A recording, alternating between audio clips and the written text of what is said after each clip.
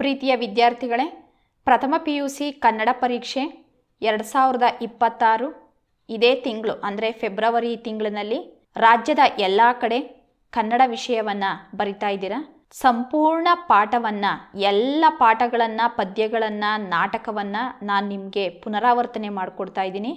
ಈ ವಿಡಿಯೋವನ್ನು ಯಾವುದೇ ಕಾರಣಕ್ಕೂ ಸ್ಕಿಪ್ ಮಾಡದೆ 1 ಗಂಟೆ ಅಥವಾ ಹೆಚ್ಚಿನ ಅವಧಿ ಏನಿದೆಯೋ ಇದನ್ನು ಸಂಪೂರ್ಣವಾಗಿ ನೋಡಿ. ನಿಮಗೆ 75 ಅದಕ್ಕಿಂತ ಹೆಚ್ಚಿನ ಅಂಕಗಳು ಖಂಡಿತವಾಗ್ಲೂ ಬರ್ತವೆ. ಯಾವುದೇ ಕಾರಣಕ್ಕೂ ಎಲ್ಲೂ ಸಹಿತ ಸ್ಕಿಪ್ ಮಾಡಬೇಡಿ, ನೋಡಿ. ಇದು ನಿಮ್ಮ ಅಂಕಗಳ ದೃಷ್ಟಿಯಿಂದ ನಾನು ಮಾಡಿರ್ತಕ್ಕಂಥದ್ದು. ಬಹಳ ಮುಖ್ಯವಾದ ಪ್ರಶ್ನೆಗಳು ಇದರಲ್ಲಿ ಅಡಗಿದ್ದಾವೆ. ನೀವೆಲ್ಲರೂ ಈ ಸಂಪೂರ್ಣ ವಿಡಿಯೋದ ಪ್ರಯೋಜನವನ್ನು ಪಡ್ಕೊಳ್ತೀರಾ ಅಂತ ನಾನು ಮೊದಲಿಗೆ ಆಶಿಸ್ತಾ ಮುಖ್ಯವಾದ ಪ್ರಶ್ನೋತ್ತರಗಳನ್ನು ನೋಡ್ತಾ ಹೋಗೋಣ. ಪ್ರೀತಿಯ ಪ್ರಥಮ PUC ವಿದ್ಯಾರ್ಥಿಗಳೇ, ನೀವೀಗೆಲ್ಲನೂ ಪರೀಕ್ಷೆಗೆ ತಯಾರಿ ನಡೆಸ್ತಾ ಇದ್ದೀರಾ. ಇಲ್ಲಿ ನೀವೇನು ನೋಡ್ತಾ ಇದ್ದೀರಾ, ಇದು ಹೊಂದಿಸಿ ಬರೆಯರಿಗೆ ಕೇಳ್ತಾರೆ. 5 ಅಂಕಗಳಿಗೆ ನಿಗದಿಯಾಗಿದೆ. ಇಲ್ಲಿ ಪ್ರತಿಯೊಂದು ಪದ್ಯಗಳ ಹೆಸರು, ಆ ಪದ್ಯವನ್ನು ಬರೆದಿರ್ತಕ್ಕಂತಹ ಕವಿಗಳ ಹೆಸರು, ಹಾಗೆ ಆಯ್ದ ಭಾಗವನ್ನು ಚೆನ್ನಾಗಿ ಓದ್ಕೊಳ್ಳಿ. 5ಕ್ಕೆ 5 ಅಂಕಗಳನ್ನು ಪಡೀರಿ. ಪದ್ಯ 1 ದುರ್ಯೋಧನ ವಿಲಾಪ, ಕವಿ ರನ್ನ. ಆಯ್ದ ಭಾಗ ಗದಾಯುದ್ಧ ಸಂಗ್ರಹ. ವಚನಗಳು ಅಲ್ಲಮಪ್ರಭುಗಳು, ಅಲ್ಲಮಪ್ರಭು ವಚನಗಳು, ಗಟ್ಟಿವಾಳಯ್ಯ, ಸಂಕೀರ್ಣ ವಚನಗಳು, ಅಕ್ಕ ಮಹಾದೇವಿ, ಶಿವಶರಣೆಯರ ವಚನಗಳು. ದೇವನುಳಿದನ ಕುಲವೇ ಸತ್ಕುಲಂ, ಹರಿಹರ ಬರೆದಿರೋದು. 5 ರಗಳೆಗಳು. ಹಲುಬಿದಳ್ ಕಲ್ಮರಂ ಕರಗುವಂತೆ, ಲಕ್ಷ್ಮೀಶ, ಜೈಮಿನಿ ಭಾರತ ಆಯ್ಕೆ ಕೃತಿ. ತಲ್ಲಣಿಸದಿರು ಕಂಡ್ಯ ತಾಳು ಮನವೇ, ಕನಕದಾಸರು, ದಾಸ ಸಾಹಿತ್ಯ ಸಂಪುಟ ಆಯ್ಕೆ ಕೃತಿ. ಶಿಶುಮಕ್ಕಳಿಗೊಲಿದ ಮಾದೇವ, ಜನಪದ ಕಾವ್ಯ, ಜನಪದ ಮಹಾಕಾವ್ಯ. ಅಖಂಡ ಕರ್ನಾಟಕ, ಕುವೆಂಪು ಅವರು ಬರೆದಿರೋದು. ಕನ್ನಡ ಡಿಂಡಿಮ ಆಯ್ಕೆ ಕೃತಿ. ಎಂದಿಗೆ, ಡಾಕ್ಟರ್ BC ರಾಮಚಂದ್ರ ಶರ್ಮ, ಹೃದಯಗೀತ ಆಯ್ಕೆ ಕೃತಿ. ಮಗು ಮತ್ತು ಹಣ್ಣುಗಳು, HS ಶಿವಪ್ರಕಾಶ್, ಮಳೆ ಬಿದ್ದ ನೆಲದಲ್ಲಿ. ನಾಬರಿ ಭ್ರೂಣವಲ್ಲ, ಮಾಲತಿ ಪಟ್ಟಣ ಶೆಟ್ಟಿ, ಎಷ್ಟೊಂದು ನಾವೆಗಳು ಆಯ್ಕೆ ಕೃತಿ. ಮತ್ತೆ ಸೂರ್ಯ ಬರುತ್ತಾನೆ, ಲೋಕೇಶ ಅಗಸನಕಟ್ಟೆ, ಮತ್ತೆ ಸೂರ್ಯ ಬರುತ್ತಾನೆ ಆಯ್ಕೆ ಕೃತಿ. ಪದ್ಯದ ಹೆಸರು, ಆಯ್ಕೆ ಕೃತಿ 2 ಒಂದೇ ಇದೆ. ಸುನಾಮಿ ಹಾಡು, HL ಪುಷ್ಪ, ಲೋಹದ ಕಣ್ಣು, ಹೊಲಿಗೆ ಯಂತ್ರದ ಅಮ್ಮಿ, ಆರಿಫ್ ರಾಜ, ಜಂಗಮ ಫಕೀರನ ಜೋಳಿಗೆ ಆಯ್ಕೆ ಕೃತಿ. ದೇವರಿಗೊಂದು ಅರ್ಜಿ, ಲಕ್ಕೂರು C ಆನಂದ, ಬಟವಾಡೆಯಾಗದ ರಸೀತಿ ಆಯ್ಕೆ ಕೃತಿ. ಜೀವಕ್ಕೆ ಇಂಧನ, ಬಸವರಾಜ ಒಕ್ಕುಂದ, ಕೂಸು ಕಂಡ ಕನಸಿನಲ್ಲಿ ಆಯ್ಕೆ ಕೃತಿ. ವಿದ್ಯಾರ್ಥಿಗಳೇ, ಇದನ್ನೆಲ್ಲ ಚೆನ್ನಾಗಿ ಓದ್ಕೊಂಡು 5ಕ್ಕೆ 5 ಅಂಕಗಳನ್ನು ಪಡೀರಿ. ಪ್ರಿಯ ವಿದ್ಯಾರ್ಥಿಗಳೇ, ಫೆಬ್ರವರಿ ತಿಂಗಳಲ್ಲಿ ನಡೀತಕ್ಕಂತಹ ಪ್ರಥಮ PUC ಅಂತಿಮ ಪರೀಕ್ಷೆಯ ಪ್ರಮುಖವಾದ ಪ್ರಶ್ನೋತ್ತರಗಳನ್ನು ನೋಡ್ತಾ ಹೋಗೋಣ. ಮೊದಲಿಗೆ ಮೊದಲನೇ ಪದ್ಯ ದುರ್ಯೋಧನ ವಿಲಾಪ, ರನ್ನ ಕವಿ ಬರೆದಿರ್ತಕ್ಕಂಥದ್ದು. ಈ ಪದ್ಯದಿಂದ 3 ಅಂಕ ಹಾಗೆ 4 ಅಂಕದ ಪ್ರಶ್ನೋತ್ತರಗಳನ್ನು ಕೇಳ್ತಾರೆ. ನೋಡ್ತಾ ಹೋಗೋಣ. 3 ಅಂಕದ ಪ್ರಶ್ನೋತ್ತರಗಳು. ಸಂದರ್ಭ: ಗಾಂಡೀವಿಯಂತೂ ಪಿನಾಕಪಾಣಿಯುಂ ನೆರೆಯನ್, ಅರ್ಜುನನೇ ಅಲ್ಲ ಸಾಕ್ಷಾತ್ ಶಿವನೇ ಬಂದರೂ ಸಹಿತ ಸೋಲಿಸೋದಿಕ್ಕೆ ಸಾಮರ್ಥ್ಯ ಇಲ್ಲದವರು ಅನ್ನೋದು ಈ ವಾಕ್ಯದ ಅರ್ಥ. ಮೊದಲಿಗೆ ಆಯ್ಕೆ ಬರಿಬೇಕು. ಈ ವಾಕ್ಯವನ್ನು ಶಕ್ತಿ ಕವಿ ಅಥವಾ ಕವಿ ಚಕ್ರವರ್ತಿ ರನ್ನನು ರಚಿಸಿರುವ ಗದಾಯುದ್ಧ ಕೃತಿಯಿಂದ ಆರಿಸಿದ ದುರ್ಯೋಧನ ವಿಲಾಪ ಎಂಬ ಪದ್ಯಭಾಗದಿಂದ ಆರಿಸಿಕೊಳ್ಳಲಾಗಿದೆ ಅಂತ ಬರೀಬೇಕು.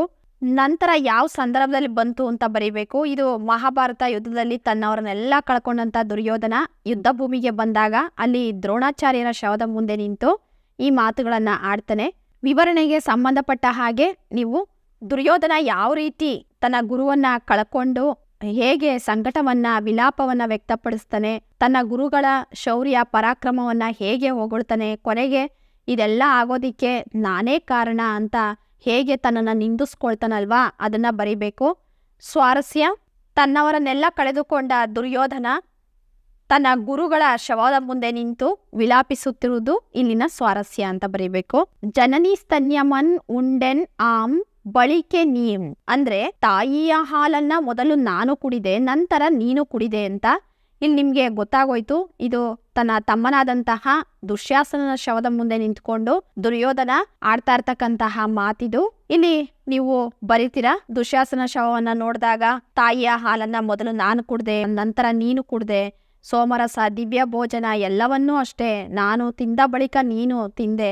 ಬಾಲತ್ವದಿಂದ ಎಲ್ಲಿಯೂ ನೀನು ಪದ್ಧತಿಯನ್ನು ತಪ್ಪಿಸ್ಲಿಲ್ಲ, ಆದರೆ ಮರಣದಲ್ಲಿ ನನಗಿಂತ ಮುಂಚೆ ಯಾಕೆ ಹೊರಟೋದೆ ಅಂತ ಅಂದ್ಬಿಟ್ಟು ತನ್ನ ತಮ್ಮನ ಶವದ ಮುಂದೆ ನಿಂತ್ಕೊಂಡು ದುಃಖಿಸ್ತಾ ಇರ್ತಕ್ಕಂತಹ ಸಂದರ್ಭ ಇದು. ದುರ್ಯೋಧನನು ತನ್ನ ಪ್ರೀತಿಯ ತಮ್ಮನಾದ ದುಶ್ಯಾಸನನ ಕಳೇಬರದ ಮುಂದೆ ವಿಲಾಪಿಸುತ್ತಿರುವುದು ಇಲ್ಲಿನ ಸ್ವಾರಸ್ಯ. ಈಗಳ್ ನೀನು ಅಗಲ್ದೆ ಎತ್ತ ಓದೈ ಅಂಗಾಧಿಪತಿ. ಕರ್ಣನನ್ನ ಕುರಿತು ಆತನ ಶವದ ಮುಂದೆ ನಿಂತ್ಕೊಂಡು ವಿಲಾಪಿಸ್ತಾ ಇರ್ತಕ್ಕಂಥ ಸಂದರ್ಭ ಇದು. ಕರ್ಣ ತನ್ನ ಪ್ರೀತಿಯ ಸ್ನೇಹಿತನಾಗಿರ್ತಾನೆ ದುರ್ಯೋಧನನಿಗೆ. ಆತ ಅವನ ಶವದ ಮುಂದೆ ನಿಂತ್ಕೊಂಡು ಹೇಳ್ತಾನೆ, ನಾನು ದುಶ್ಯಾಸನ ಮತ್ತೆ ನೀನು ಮೂವರು ಅನ್ಯೂನ್ಯತೆಯಿಂದ ಇದ್ದೋ, ಅವನು ನನ್ನಿಂದ ದೂರ ಆಗ್ಬಿಟ್ಟ, ಅಂದ್ರೆ ದುಶ್ಯಾಸನ ಅಂತ. ಆಮೇಲೆ ನಾವಿಬ್ರು ಮಾತ್ರ ಉಳ್ಕೊಂಡಿದ್ವಿ, ಆದರೆ ಈಗ ನೀನು ಕೂಡ ನನ್ನನ್ನು ಬಿಟ್ಟೋಗ್ಬಿಟ್ಟಿಯಲ್ಲ, ಎಲ್ಲಿಗೆ ಹೊರಟೋದೆ ಅಂತ ಕೇಳ್ತಕ್ಕಂಥದ್ದು. ಸ್ವಾರಸ್ಯ ದುರ್ಯೋಧನ ಮತ್ತು ಕರ್ಣರ ಗಾಢವಾದ ಸ್ನೇಹ ಅಂತಕ್ಕಂಥದ್ದು ಇಲ್ಲಿ ಸ್ವಾರಸ್ಯಪೂರ್ಣವಾಗಿ ಮೂಡಿ ಬಂದಿದೆ. ಮುಂದಿನ ಪ್ರಶ್ನೆ, ಆನರಿವೆಂ ಪೃಥೆಯರಿವಳ್ ಅಂದ್ರೆ ನನಗೆ ತಿಳಿದಿತ್ತು ಕುಂತಿಗೆ ತಿಳಿದಿತ್ತು ಅಂತ. ಇದು ಕರ್ಣನ ಶವವನ್ನ ನೋಡಿದಾಗ ದುರ್ಯೋಧನ ಹೇಳ್ತಕ್ಕಂತಹ ಮಾತು.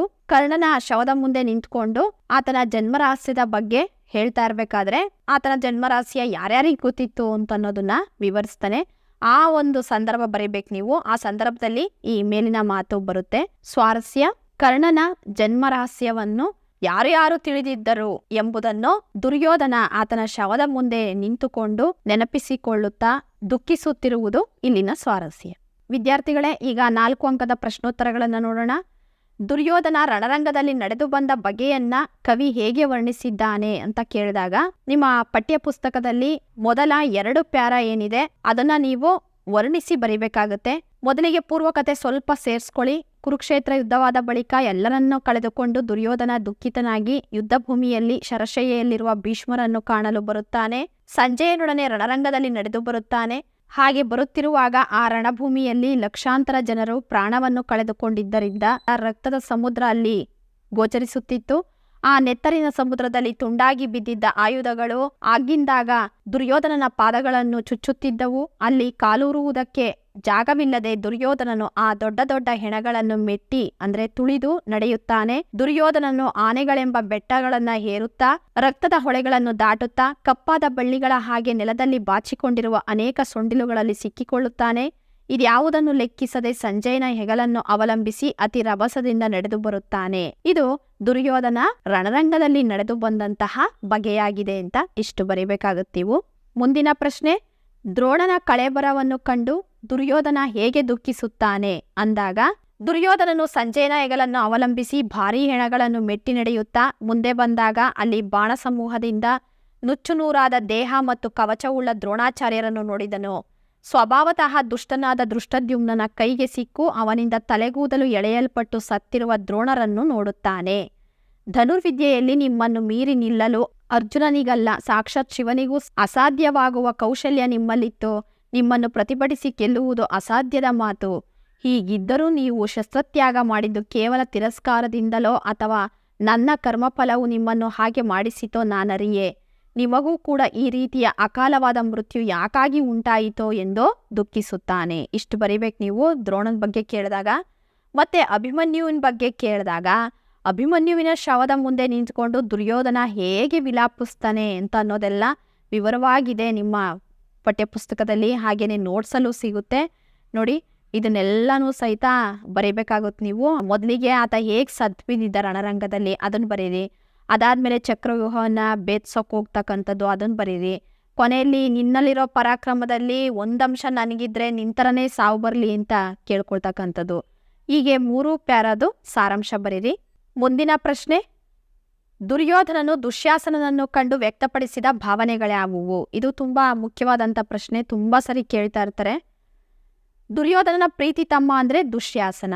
ಆತ ಬಾಲ್ಯದಿಂದ ಹೇಗೆ ವಿಧೇಯನಾಗಿ ಅಣ್ಣನ ಜೊತೆ ನಡ್ಕೊಳ್ತಾ ಇದ್ದ ಅಂತ ಅನ್ನೋದನ್ನ ಬರೀರಿ. ನೀನು ಪದ್ಧತಿಯನ್ನ ಯಾಕೆ ತಪ್ಪಿಸ್ಬಿಟ್ಟೆ, ಮೊದಲು ಮರಣದಲ್ಲಿ ನಾನು ಸಾಯ್ಬೇಕಾಯ್ತು ಆಮೇಲೆ ನೀನಲ್ವಾ ಅಂತ ಹೇಳಿ ಗೋಳಾಡ್ತಾನಲ್ವಾ, ಅದನ್ನ ಬರೀರಿ. ಮುಂದಿನ ಪ್ರಶ್ನೆ, ಕರ್ಣನ ಉದಾತ್ತ ಗುಣಗಳನ್ನ ದುರ್ಯೋಧನ ಹೇಗೆ ಕೊಂಡಾಡ್ತಾನೆ ಅಂತಂದ್ರೆ ಕರ್ಣನ ಶವ ಸಿಕ್ತಾಗ ಆತ ವಿಲಾಪಿಸ್ತಾನಲ್ವಾ, ಅದನ್ನೆಲ್ಲ ಬರೀರಿ. ಕರ್ಣ ಸತ್ಯ, ತ್ಯಾಗ, ಪರಾಕ್ರಮಗಳಿಗೆ ನೀನು ಮೊದಲಾಗಿದ್ದೆ. ಸುಳ್ಳು ಭಯ ನೀನು ಇರೋ ಜಾಗದಲ್ಲಿ ಇರ್ತಾ ಇರಲಿಲ್ಲ. ನೀನಿಲ್ದೇನೆ ನನಗೆ ಯಾವುದೂ ಬೇಡವಾಗಿದೆ ಕರ್ಣ. ನಿನ್ನ ಜನ್ಮರಹಸ್ಯ ಅಂತ ಅಂದ್ಬಿಟ್ಟು ಯಾರ್ಯಾರಿಗೆ ಗೊತ್ತಿತ್ತು ಅಂತ ಹೇಳ್ತಾನಲ್ವಾ, ಅದನ್ನ ಬರೀರಿ. ಮತ್ತೆ ನೀನು ಹೇಗೆ ದಾನವಂತ ಆಗಿದ್ದೆ ಅಂತ ಅನ್ನೋದನ್ನ ಹೇಳ್ತಾ ನೋಡಿ ಇಲ್ಲಿದೆ. ಜನ್ಮದತ್ತವಾದಂಥ ರಕ್ಷಾ ಕವಚವನ್ನ ದಾನವಾಗಿ ಬೇಡದಾಗ ಇಂದ್ರ ಅದನ್ನ ಕತ್ತರಿಸ್ಕೊಟ್ಬಿಟ್ಟೆ. ಕುಂತಿ ಬಂದು ಕೇಳಿದಾಗ ದಿವ್ಯಾಸ್ತ್ರಗಳನ್ನ ಹಿಂದೂ ಮುಂದೆ ನೋಡ್ದೇನೆ ಕೊಟ್ಬಿಟ್ಟೆ. ಪರಾಕ್ರಮದಲ್ಲೇ ಆಗಲಿ ದಾನದಲ್ಲೇ ಆಗಲಿ ನಿನಗೆ ಸಮಾನರಾದವರು ಬೇರೆ ಇರೋದಕ್ಕೆ ಸಾಧ್ಯನೇ ಇಲ್ಲ ಅಂತ ಅಂದ್ಬಿಟ್ಟು ದುರ್ಯೋಧನ ತನ್ನ ಪ್ರಾಣ ಸ್ನೇಹಿತ ಕರ್ಣನನ್ನ ಹೊಗಳ್ತಾನೆ. ಇಷ್ಟು ಉತ್ತರವನ್ನು ನೀವು ಬರೀಬೇಕಾಗತ್ತೆ. ಮುಂದಿನ ಪದ್ಯವನ್ನು ನೋಡೋಣ ವಿದ್ಯಾರ್ಥಿಗಳೇ. ಮುಂದಿನ ಪದ್ಯ ವಚನಗಳಲ್ಲಿ ಅಲ್ಲಮ್ಮ ಪ್ರಭುಗಳ ವಚನಗಳು, ಗಟ್ಟಿವಾಳಯ್ಯನವರ ವಚನಗಳು, ಅಕ್ಕ ಮಹಾದೇವಿಯವರ ವಚನಗಳು 3 ವಚನ ಇದೆ. ಈ 3 ವಚನದಲ್ಲಿ 1 ಅಂಕ ಹಾಗೇನೆ 4 ಅಂಕದ ಪ್ರಶ್ನೆಗಳು ನಿಮಗೆ ಬಹಳ ಮುಖ್ಯವಾಗಿರ್ತಕ್ಕಂಥವು. ನೋಡೋಣ. 1 ಅಂಕದ ಪ್ರಶ್ನೋತ್ತರಗಳು. ಅಲ್ಲಮ್ಮ ಪ್ರಭುವಿನ ಅಂಕಿತ ಗುಹೇಶ್ವರ. ಕಾಲುಗಳನ್ನು ಗಾಲಿಗೆ ಹೋಲಿಸಲಾಗಿದೆ. ದೇಹವೆಂಬುದು ತುಂಬಿದ ಬಂಡಿ. ಕಟ್ಟೋಗರದ ಮೊಟ್ಟೆಯನ್ನು ಹೊಟ್ಟೆಯ ಮೇಲೆ ಕಟ್ಟಲಾಗಿದೆ. ಇಟ್ಟ ಕಲ್ಲು ಪೊದೆಯ ಮೇಲೆ ಸಿಕ್ಕರೆ ಲಿಂಗವೆಂದು ಕೇಳುತ್ತಾರೆ. ಹಸಿದಾಗ 1 ತುತ್ತು ಅನ್ನವನ್ನು ನೀಡಬೇಕೆಂದು ಅಲ್ಲಮ್ಮ ಹೇಳುತ್ತಾನೆ. 4 ಅಂಕದ ಪ್ರಶ್ನೋತ್ತರಗಳನ್ನು ನೋಡೋಣ. ಗಟ್ಟಿವಾಳೆಯ ವೇಷಧಾರಿಗಳನ್ನ ಕೂಟದಿಂದ ಹೊರಗೂ ಎನ್ನಲು ಕಾರಣಗಳೇನು ಅಂತಂದಾಗ ಮೊದಲನೇ ಪ್ಯಾರಾದ ಸಾರಾಂಶನ ಚೆನ್ನಾಗಿ ಓದ್ಕೊಂಡು ಉತ್ತರನ ಇನ್ನೂ ಇದಕ್ಕಿಂತ ಜಾಸ್ತಿ ಬರೀಬೇಕಾಗುತ್ತೆ. ನೀವು ಇಲ್ಲಿ ಸ್ವಲ್ಪ ಇದೆ ಅಷ್ಟೇನೆ, ನೀವಿನ್ನೊಂದು ಸ್ವಲ್ಪ ವಿವರಣೆಯನ್ನು ಸೇರಿಸಿ ಬರೀರಿ. ಕೊಲ್ಲುವ ಆಯುಧಗಳಿಗೆ ದಯೆ ಧರ್ಮ ಅಂತ ಅನ್ನೋದಿರೋದಿಲ್ಲ. ಉಗ್ರ ಸರ್ಪದ ಹಲ್ಲಿನಲ್ಲಿ ವಿಷ ಇರುತ್ತೆ ಹೊರತು ಅಮೃತದ ಹಾಲಿರೋದಕ್ಕೆ ಸಾಧ್ಯ ಇಲ್ಲ. ಇದರ ಹಾಗೇನೆ ವೇಷವನ್ನು ತೊಟ್ಕೊಂಡಿರ್ತಕ್ಕಂತಹ ಭಕ್ತರು ಹೊಟ್ಟೆಪಾಡಿಗೋಸ್ಕರ ಜಂಗಮರ ವೇಷ ಧರಿಸಿರ್ತಾರೆ. ಅವರು ಶಿವನ ಭಕ್ತಿಯನ್ನು ಅರಿಯೋದಿಕ್ಕೆ ಹೇಗೆ ಸಾಧ್ಯ ಅಂತ ಅಂದ್ಬಿಟ್ಟು ಪ್ರಶ್ನೆ ಮಾಡ್ತಾರೆ. ಈ ಥರ ಯಾರು ಸುಮ್ಮನೆ ವೇಷ ತೊಟ್ಕೊಂಡಿರ್ತಾರೋ ಶಿವಭಕ್ತರ ಥರ ಅಂಥವರು ನಿಜವಾದ ಶಿವಭಕ್ತರ ಗುಂಪಿನಿಂದ ಬೇರೆನೇ ಇರ್ತಾರೆ. ಅಂಥವ್ರ ಜೊತೆ ಸೇರೋದಕ್ಕೆ ಅವ್ರಿಗೆ ಸಾಧ್ಯ ಇಲ್ಲ. ಅಂಥವರಿಗೆ ಶಿವ ದೊರೆಯೋದಾದರೂ ಹೇಗೆ ಅಂತ ಹೇಳ್ತಾ ಇವರಿಗೆ ಚಿಕ್ಕಯ್ಯ ಪ್ರಿಯ ಸಿದ್ಧಲಿಂಗ ಒಲಿಯೋದಿಲ್ಲ ಅಂತ ಹೇಳ್ತಾರೆ. ಮುಂದಿನ ಪ್ರಶ್ನೆ ಗಟ್ಟಿವಾಳೆಯನ ವಚನಗಳ ಆಶಯಗಳೇನು ಅಂತ ಅಂದಾಗ 3 ಪದ್ಯದ್ದು ಸಾರಾಂಶವನ್ನು ಸೇರಿಸ್ಕೊಂಡು ನೀವು ನಿಮ್ಮದೇ ಆದಂತಹ ವಾಕ್ಯಗಳಲ್ಲಿ ಬರೀಬೇಕಾಗುತ್ತೆ. ನಿಮಗೆ ನೋಟ್ಸಲ್ಲೆಲ್ಲ ಇದು ಇರುತ್ತೆ, ಚೆನ್ನಾಗಿ ಓದ್ಕೊಳ್ಳಿ. ಇದನ್ನು ಕೇಳ್ತಾರೆ ಪ್ರಶ್ನೆನ, ಇದು ತುಂಬ ಮುಖ್ಯವಾದಂಥದ್ದು. ಮುಂದಿನ ಪದ್ಯ ಹಲುಬಿದಳ್ ಕಲ್ಮರಂ ಕರಗುವಂತೆ, ಲಕ್ಷ್ಮೀಶ ಕವಿ ಬರೆದಿರ್ತಕ್ಕಂಥದ್ದು. ವಿದ್ಯಾರ್ಥಿಗಳೇ, ಈ ಪದ್ಯದಿಂದ ನಿಮಗೆ 4 ಅಂಕದ ಪ್ರಶ್ನೋತ್ತರಗಳನ್ನು ಕೇಳ್ತಾರೆ. ನೋಡೋಣ. ಕಾಡಿನಲ್ಲಿ ಸೀತೆಯನ್ನು ರಕ್ಷಿಸುವ ಜವಾಬ್ದಾರಿಯನ್ನು ಲಕ್ಷ್ಮಣನು ಯಾರಿಗೆ ಹೇಗೆ ವಹಿಸುತ್ತಾನೆ?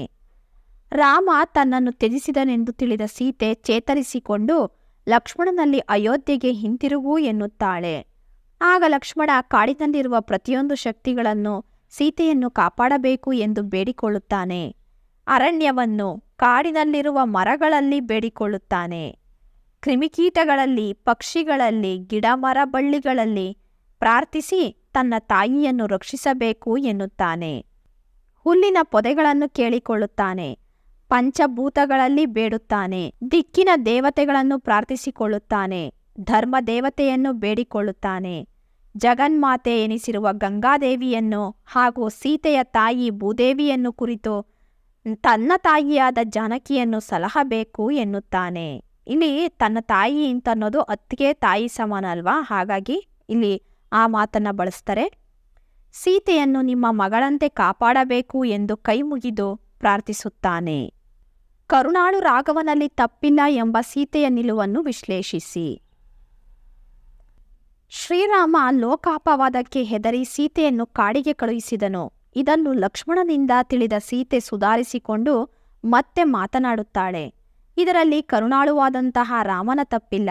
ಕಡುಪಾಪವನ್ನು ಮಾಡಿ ಹೆಣ್ಣಾಗಿ ಜನಿಸಿದ್ದೇ ನನ್ನ ತಪ್ಪು. ನನ್ನನ್ನು ಅಷ್ಟು ಪ್ರೀತಿಸುತ್ತಿದ್ದ ಶ್ರೀರಾಮ ಅಪವಾದ ಬಂದಾಗ ಈ ಕೆಲಸ ಮಾಡಿರಬಹುದು. ನಾನು ಹಿಂದೆ ಯಾವ ತಪ್ಪನ್ನು ಎಸಗಿದ್ದೇನೋ ಅದರ ಫಲವಾಗಿ ಈ ಸ್ಥಿತಿ ಬಂದಿರಬಹುದು ಎಂದುಕೊಳ್ಳುತ್ತಾಳೆ.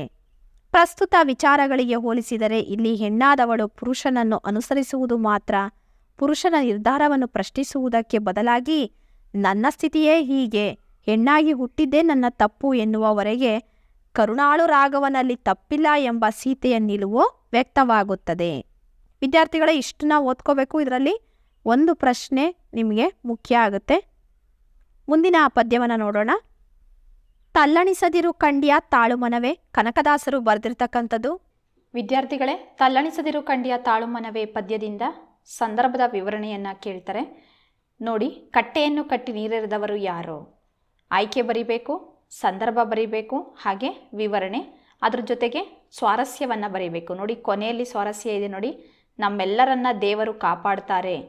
ಇದರಲ್ಲಿ ಯಾವುದೇ ಅನುಮಾನ ಬೇಡ ಅಂತ ಅನ್ನೋದು ಕನಕದಾಸರ ಅಭಿಪ್ರಾಯ. ಈ ರೀತಿಯಾಗಿ ಬರೀಬೇಕು ನೀವು. ಪವಳದ ಲತೆಗೆ ಕೆಂಪಿಟ್ಟವರು ಯಾರು ಅಂತಂದರೆ ಹವಳಕ್ಕೆ ಆ ಬಣ್ಣವನ್ನು ಕೊಟ್ಟವರು ಯಾರು ಅಂತ ಕನಕದಾಸರು ಹೇಳ್ತಾರೆ.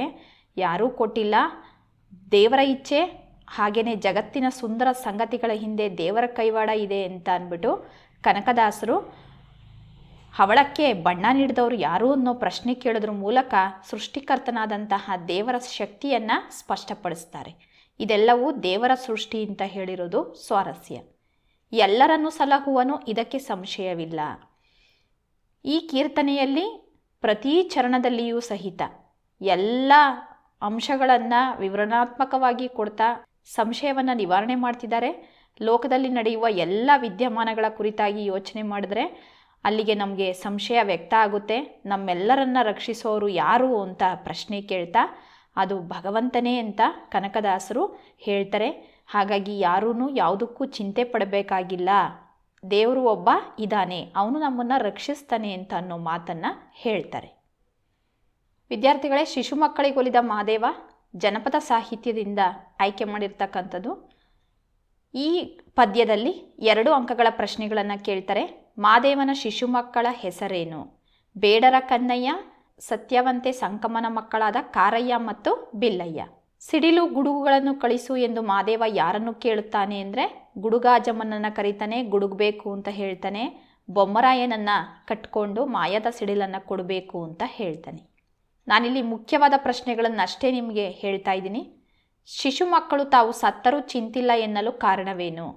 ಮಹಾದೇವನ ಮುಳುಗುವಿಕೆಯನ್ನು ಕಂಡಂತಹ ಶಿಶು ಮಕ್ಕಳು ಗುರುವಿಗೆ ಶಿಷ್ಯರಿಲ್ಲ, ಶಿಷ್ಯರಿಗೆ ಗುರುವಿಲ್ಲ ಎನ್ನುತ್ತಾರೆ. ಗುರುವಿಲ್ಲದೆ ಬದುಕುವುದಕ್ಕಿಂತ ನಾವು ಸತ್ತರೂ ಚಿಂತಿಲ್ಲ ಎಂದು ಮಹಾದೇವನನ್ನು ಕಾಪಾಡೋದಕ್ಕೆ ಮುಂದಾಗ್ತಾರೆ. ಮಹಾದೇವ ತನ್ನ ಶಿಶು ಮಕ್ಕಳಿಗೆ ಏನೇನು ನೀಡಿ ಸಲಹಿದನು?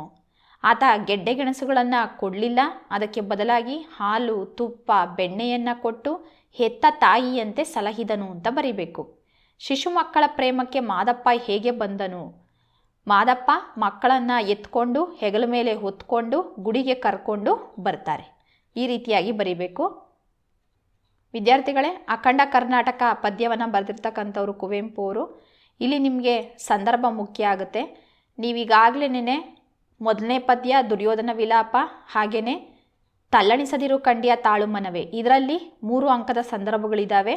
ಅವನ್ನ ಓದ್ಕೊಂಡ್ರೆ ಚೆನ್ನಾಗಿ ಸಾಕು. ಇದು ಹೆಚ್ಚುವರಿ ಇರುತ್ತೆ.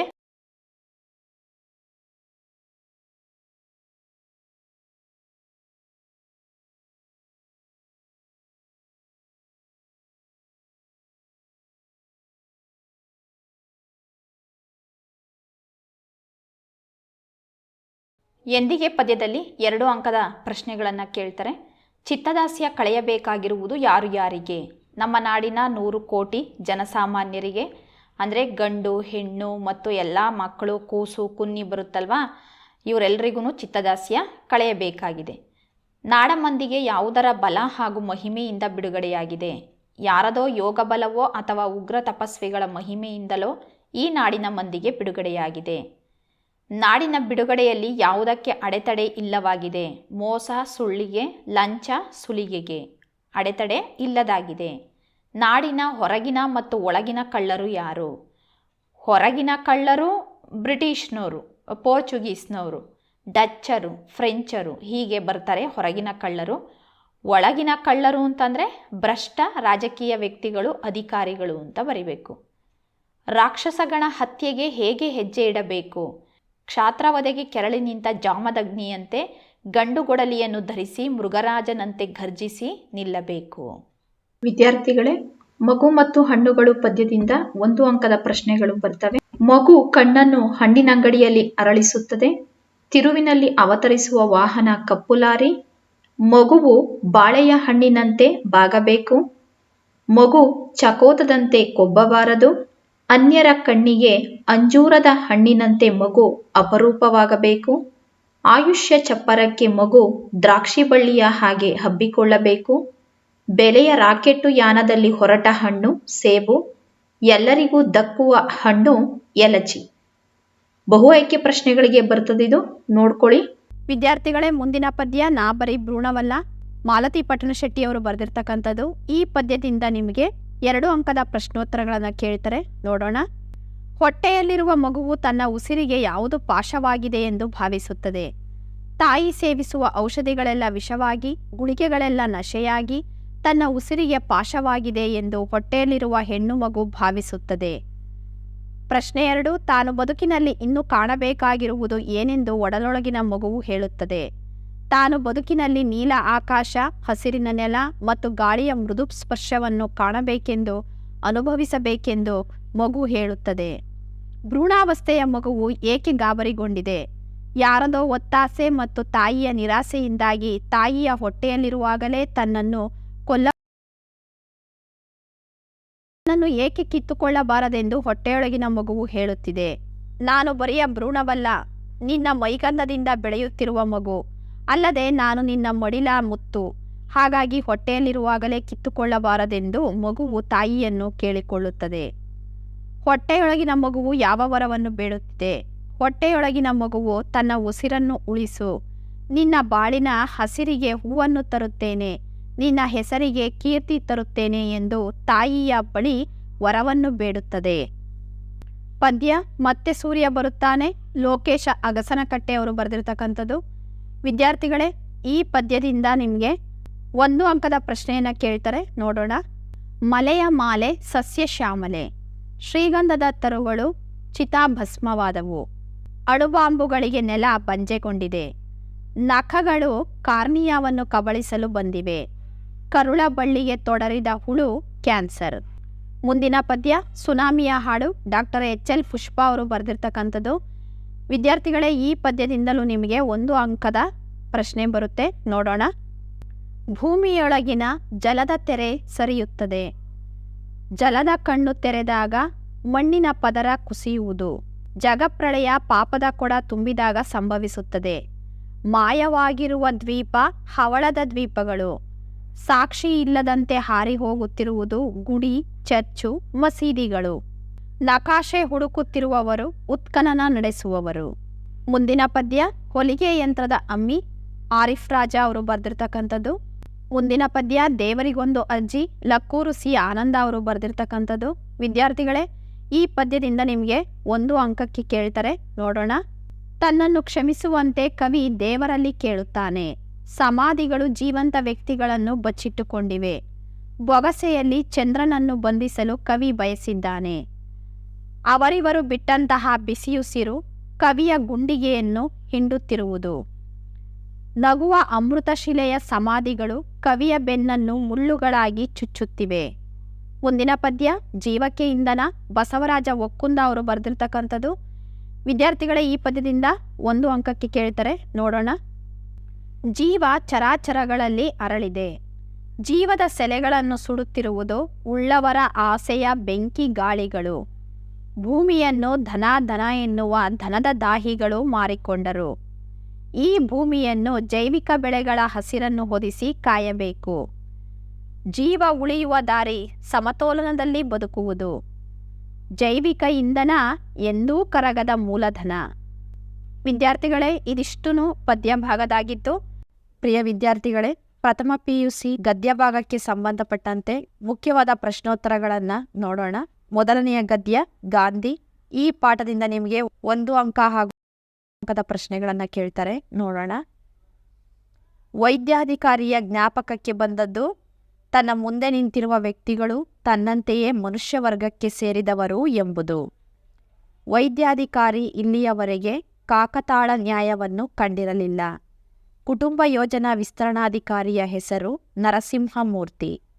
ಮೊಮ್ಮಗನ ಅಗಲವಾದ ಕಿವಿಗಳ ಕಂಡ ಕರಿಸಿದ್ದೇಗೌಡ ಜೋಯಿಸರ ಮನೆಗೆ ಹೋದನು. ಹುಡುಗನಿಗೆ ಮಹಾತ್ಮ ಗಾಂಧಿ ಎಂಬ ಹೆಸರನ್ನು ಇಟ್ಟವರು ಕರಿಸಿದ್ದೇಗೌಡ. ಗಾಂಧಿಯನ್ನು ಹೆಚ್ಚಿನ ಪರೀಕ್ಷೆಗಳಿಗೆ ಜಿಲ್ಲಾಸ್ಪತ್ರೆಗೆ ಸೇರಿಸಬೇಕೆಂದು ವೈದ್ಯಾಧಿಕಾರಿ ಸೂಚಿಸಿದರು. ಹಲಸಿನ ಮರ ಮಾರಿದ್ದರಿಂದ ಕರಿಸಿದ್ದೇಗೌಡನಿಗೆ 250 ರೂಪಾಯಿಗಳು ಸಿಕ್ಕವು. ಹಾಗೆಯೇ ಗದ್ಯ ಭಾಗದಲ್ಲಿ ಗಾಂಧಿ ಮೊದಲನೇ ಗದ್ಯದಲ್ಲಿ 3 ಅಂಕದ ಸಂದರ್ಭಗಳಿರ್ತವೆ, ಅದನ್ನು ನೋಡೋಣ. ಗಾಂಧಿ ಗದ್ಯ ಡಾಕ್ಟರ್ ಬೆಸಗರಹಳ್ಳಿ ರಾಮಣ್ಣ ಅವರು ಬರೆದಿರ್ತಕ್ಕಂಥದ್ದು, ಕಣಜ ಆಯ್ಕೆ ಕೃತಿ. ಈ ಗದ್ಯ ಭಾಗದಿಂದ ಸಂದರ್ಭದ ಪ್ರಶ್ನೆಗಳು ಬರ್ತವೆ. ಮುಖ್ಯವಾಗಿ ಇವನ್ನ ನೋಡ್ಕೊಳ್ಳಿ. ಇಲ್ಲಿ ನನ್ನ ನಿನ್ನ ರಾಗವ ಯಾರು ಕೇಳಾರು ಅನ್ನೋದು ಆಯ್ಕೆ ಬರಿಬೇಕು. ಸಂದರ್ಭ ಯಾರಿಗೆ ಹೇಳಿದ್ರು ಅಂತ ಬರಿಬೇಕು. ಯಾವ ಸಂದರ್ಭದಲ್ಲಿ ಈ ಮಾತು ಬಂತು ಅಂತ ವಿವರಣೆ ಬರಿಬೇಕು. ಕೊನೆಯಲ್ಲಿ ಸ್ವಾರಸ್ಯ ಬರಿಬೇಕು. ಈ ಮಾತಿನ ಸಾರ ಏನು, ಇಲ್ಲಿ ನೊಂದು ದುಃಖದಿಂದ ಹೇಳ್ತಾ ಇರ್ತಕ್ಕಂಥದ್ದು.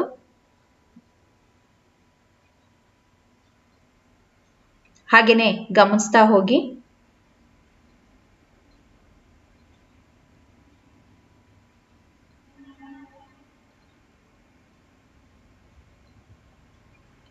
ಪದ್ಯ ಭಾಗದಲ್ಲಿ ಒಂದು ಸಂದರ್ಭ ಮಾತ್ರ ಬರಿಬೇಕಾಗಿರುತ್ತೆ. ಜ್ಯೋತಿಷ್ಯ ಅರ್ಥಪೂರ್ಣವೋ ಅರ್ಥರಹಿತವೋ ಆ ಪಾಠದಲ್ಲೂ ಸಹಿತ ಸಂದರ್ಭ ಪ್ರಶ್ನೆಗಳು ಇರ್ತವೆ. ಈ 2 ಪಾಠದಲ್ಲಿ ಯಾವುದಾದ್ರೂ ಒಂದನ್ನ ಚೆನ್ನಾಗಿ ಓದ್ಕೊಂಡು ಬರೀರಿ.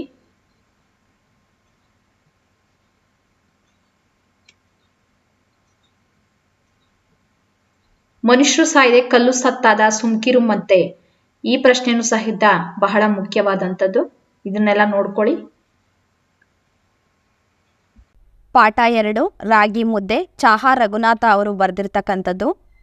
ವಿದ್ಯಾರ್ಥಿಗಳೇ, ಈ ಗದ್ಯದಿಂದ ನಿಮಗೆ 1 ಅಂಕ ಹಾಗೆ 2 ಅಂಕದ ಪ್ರಶ್ನೆಗಳನ್ನು ಕೇಳ್ತಾರೆ, ನೋಡೋಣ.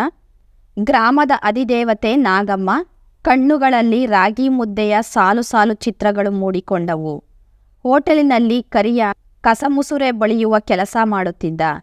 ಊರಿನ ನೀರು ಪಾತಾಳದಲ್ಲಿ ನೆಲೆ ನಿಂತಿತ್ತು. ನೀರಿಗಾಗಿ ಕರಿಯ ದೊಡ್ಡದೊಂದು ಬಾನಿಯನ್ನು ತರುತ್ತಿದ್ದ. ಬಡ ಮಕ್ಕಳ ಪಾಲಿಗೆ ಚಾಕಲೇಟ್, ಸೀಕು. ರಾಗಿಗೆ ಸುಮಾರು 4000 ವರ್ಷಗಳ ಇತಿಹಾಸವಿದೆ. ರಾಗಿಯಲ್ಲಿನ ಸ್ವಲ್ಪ ಸ್ವಲ್ಪವೇ ಬಿಡುಗಡೆಯಾಗುವ ಅಂಶ ಕಾರ್ಬೋಹೈಡ್ರೇಟ್. ಅಕ್ಕಿ ಗೋಧಿಗೆ ಹೋಲಿಸಿದರೆ ರಾಗಿ 8-10 ಪಟ್ಟು ಹೆಚ್ಚು ಪೌಷ್ಟಿಕವಾಗಿದೆ. ಡಾಕ್ಟರ್ CH ಲಕ್ಷ್ಮಣಯ್ಯನವರು ತಮ್ಮ ಪತ್ನಿಯೊಂದಿಗೆ ಹೇಳಿಕೊಂಡ ಕೊನೆಯ ಆಸೆಯೆಂದರೆ, ಅಂತ್ಯ ಸಂಸ್ಕಾರಕ್ಕೆ ಮೊದಲು ನನ್ನ ದೇಹದ ಮೇಲೆ 1 ಮುಷ್ಟಿ ರಾಗಿ ಸುರಿಯಿರಿ ಎಂಬುದು. 2 ಅಂಕದ ಪ್ರಶ್ನೋತ್ತರಗಳು. ಲೇಖಕರು ಹಾಗೂ ಅವರಣ್ಣನ ನಾಲಿಗೆಯ ಮೇಲೆ ನೀರೂರಲು ಕಾರಣವೇನು? ಲೇಖಕರು ಮತ್ತು ಅವರ ಅಣ್ಣ ನಾಗಮ್ಮನ ದೇಗುಲದ ಅಂಗಳದ ಕಟ್ಟೆಯ ಮೇಲೆ ಕುಳಿತಿದ್ದರು. ಅಲ್ಲೇ ಸಮೀಪದಲ್ಲಿ ಶ್ರಮಿಕರು ಬುತ್ತಿಯಿಂದ ಮುದ್ದೆ ಮುರಿಯುತ್ತಾ ಸಾರಿನಲ್ಲಿ ಹೊರಳಿಸುತ್ತಾ ನುಂಗುತ್ತಿದ್ದರು. ಇದರಿಂದ ಲೇಖಕರ ಮತ್ತು ಅವರ ಅಣ್ಣನ ಬಾಯಿಯಲ್ಲಿ ನೀರೂರಿತು. ನಮ್ಮ ಯಾವ ಜಿಲ್ಲೆಗಳು ರಾಗಿಯ ಕಣಜಗಳಾಗಿವೆ? ಕರ್ನಾಟಕದ ಮಂಡ್ಯ, ಮೈಸೂರು, ತುಮಕೂರು, ಕೋಲಾರಗಳು ರಾಗಿಯ ಕಣಜಗಳಾಗಿವೆ. ರಾಗಿ ಬೀಸುವ ಕಲ್ಲನ್ನು ಕುರಿತ ಜನಪದ ಹೆಣ್ಣುಮಗಳ ಪ್ರಾರ್ಥನೆ ಯಾವುದು? ಕಲ್ಲಮ್ಮ ಮಾತಾಯಿ ಮೆಲ್ಲಮ್ಮ ರಾಗಿಯ ಜಲ್ಲ ಜಲ್ಲನೆ ಉದುರಮ್ಮ ಎಂಬುದು ಜನಪದ ಹೆಣ್ಣುಮಗಳ ಪ್ರಾರ್ಥನೆ. ಮುದ್ದೆ ಮಾಡಲು ಬೇಕಾದ ಕೌಶಲವೇನು? ಗಂಟಾಗದಂತೆ ಪೆಡುಸಾಗದಂತೆ ಮುದ್ದೆ ಮಾಡಲು ಪಳಗಿದ ಕೈಗಳೇ ಬೇಕು. ಹಬೆಯಾಡುವ ಮುದ್ದೆಯನ್ನು ಕೈ ಒದ್ದೆ ಮಾಡಿಕೊಂಡು ಉಂಡೆಗಟ್ಟುವುದಕ್ಕೆ ಕೌಶಲ ಬೇಕು. ಲೇಖಕರ ಪ್ರಕಾರ ದುಡಿಯುವ ಜನಕ್ಕೆ ಯಾವ ರೀತಿಯ ಮುದ್ದೆ ಇರಬೇಕು? ದುಡಿಯುವ ಜನಕ್ಕೆ ಗೋಡೆಗೆಸೆದರೆ ಪುಟಿಯುವಂತಹ ಗಟ್ಟಿ ಮುದ್ದೆಯೇ ಇರಬೇಕು. ಯಾವ ಕಾರಣದಿಂದ ಕ್ಯಾಂಟೀನ್ ರಸಮಯ ಸನ್ನಿವೇಶಗಳ ರಂಗಸ್ಥಳವಾಗಿತ್ತು? ರಾಗಿ ಬಾಲನ್ನು ತಟ್ಟೆಯಲ್ಲಿಟ್ಟುಕೊಂಡು ತುಟಿಬಣ್ಣ ಕೆಡದಂತೆ ಚಮಚದಲ್ಲಿ ತಿನ್ನುವ ಚೆಲುವೆಯರು, ಮುದ್ದೆಯನ್ನು ಒಮ್ಮೆಗೆ ಎತ್ತಿಕೊಂಡು ತಿನ್ನುವ ಚೆನ್ನಿಗರ ದೆಸೆಯಿಂದ ಕ್ಯಾಂಟೀನ್ ರಸಮಯ ಸನ್ನಿವೇಶಗಳ ರಂಗಸ್ಥಳವಾಗಿತ್ತು. ರಾಗಿಯಲ್ಲಿ ಯಾವ ಯಾವ ರೋಗಗಳನ್ನು ತಡೆಯುವ ಗುಣವಿದೆ? ರಾಗಿಯು ರಕ್ತದಲ್ಲಿರುವ ಸಕ್ಕರೆಯ ಅಂಶವನ್ನು ನಿಯಂತ್ರಿಸುತ್ತದೆ. ಪ್ರತ್ಯಾಮ್ಲೀಯ ಗುಣವನ್ನು ಹೊಂದಿರುವುದರಿಂದ ರಾಗಿ ದೇಹಕ್ಕೆ ತಂಪು. ರಾಗಿಯಲ್ಲಿ ಹೃದಯದ ಬೇನೆ ಮತ್ತು ಕ್ಯಾನ್ಸರ್ ತಡೆಗಟ್ಟುವ ಗುಣಗಳಿವೆ. ಮುದ್ದೆಯ ಕುರಿತು ಕೋಮಲಾಂಗಿಯರಿಗೆ ಇರುವ ಹೆದರಿಕೆ ಯಾವುದು? ಕೋಮಲಾಂಗಿಯರಿಗೆ ಮುದ್ದೆಯು ಮೈಬಣ್ಣವನ್ನು ಕಂದಿಸುತ್ತದೆಂಬ ಹೆದರಿಕೆ. ಗದ್ಯ 3 ಜ್ಯೋತಿಷ್ಯ ಅರ್ಥಪೂರ್ಣವೋ ಅರ್ಥರಹಿತವೋ ಡಾಕ್ಟರ್ ಎಚ್ ನರಸಿಂಹಯ್ಯನವರು ಬರೆದಿರ್ತಕ್ಕಂಥದ್ದು. ವಿದ್ಯಾರ್ಥಿಗಳೇ, ಈ ಗದ್ಯದಿಂದ ನಿಮಗೆ 3 ಅಂಕದ ಪ್ರಶ್ನೆಗಳನ್ನು ಕೇಳ್ತಾರೆ. ರೈಲು ಹೊರಡಲು ಜ್ಯೋತಿಷ್ಯದ ಅನುಮತಿಯನ್ನು ಯಾರೂ ಕೇಳುವುದಿಲ್ಲ. ಆಯ್ಕೆ: ಪ್ರಸ್ತುತ ವಾಕ್ಯವನ್ನು ಅಥವಾ ಸಾಲನ್ನು ಡಾಕ್ಟರ್ ಎಚ್ ನರಸಿಂಹಯ್ಯನವರು ಬರೆದಿರುವ ಜ್ಯೋತಿಷ್ಯ ಅರ್ಥಪೂರ್ಣವೋ ಅರ್ಥರಹಿತವೋ ಎಂಬ ಗದ್ಯದಿಂದ ಆರಿಸಲಾಗಿದೆ. ಇಲ್ಲಿ ಲೇಖಕರು ಜ್ಯೋತಿಷ್ಯದಲ್ಲಿ ಬರುವ ರಾಹುಕಾಲ, ಗುಳಿಕಕಾಲ, ಯಮಗಂಡ ಕಾಲ ಎನ್ನುವ ಕಾಲಗಳು ಅರ್ಥಹೀನ ಎನ್ನುವ ಸಂದರ್ಭದಲ್ಲಿ ಈ ಮಾತನ್ನು ಹೇಳುತ್ತಾರೆ.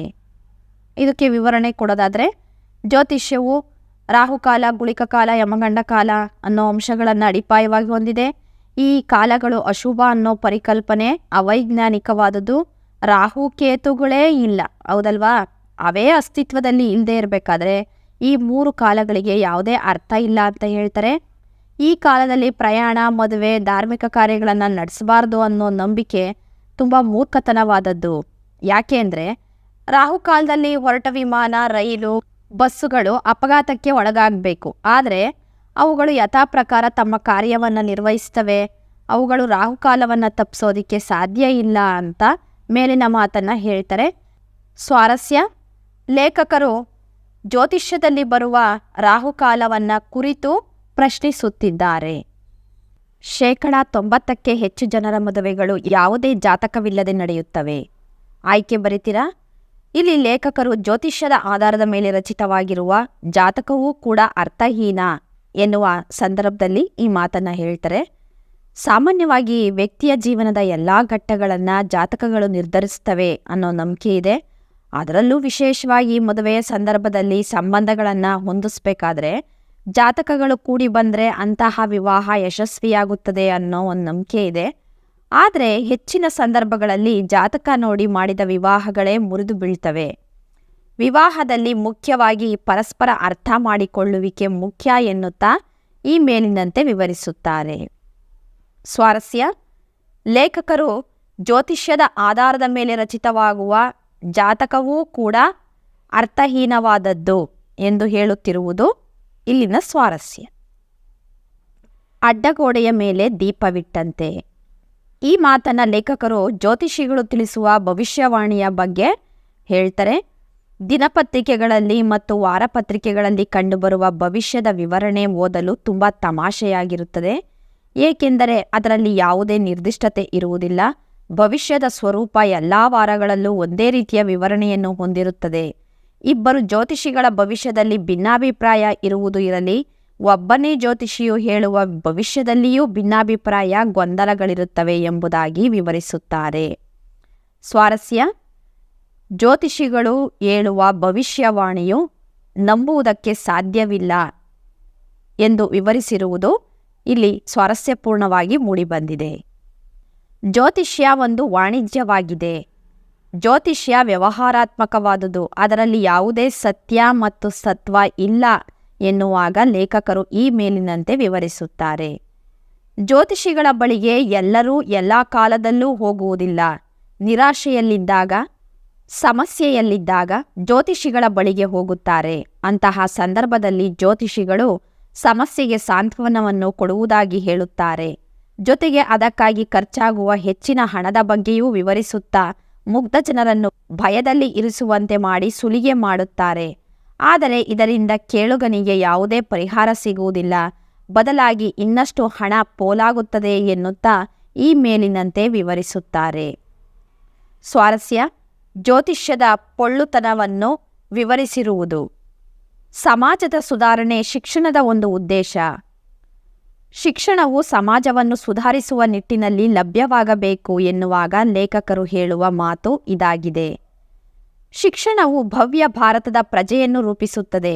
ಹಾಗಾಗಿ ಶಿಕ್ಷಣದ ಪಾತ್ರ ಬಹಳ ಮಹತ್ವದ್ದಾಗಿದೆ.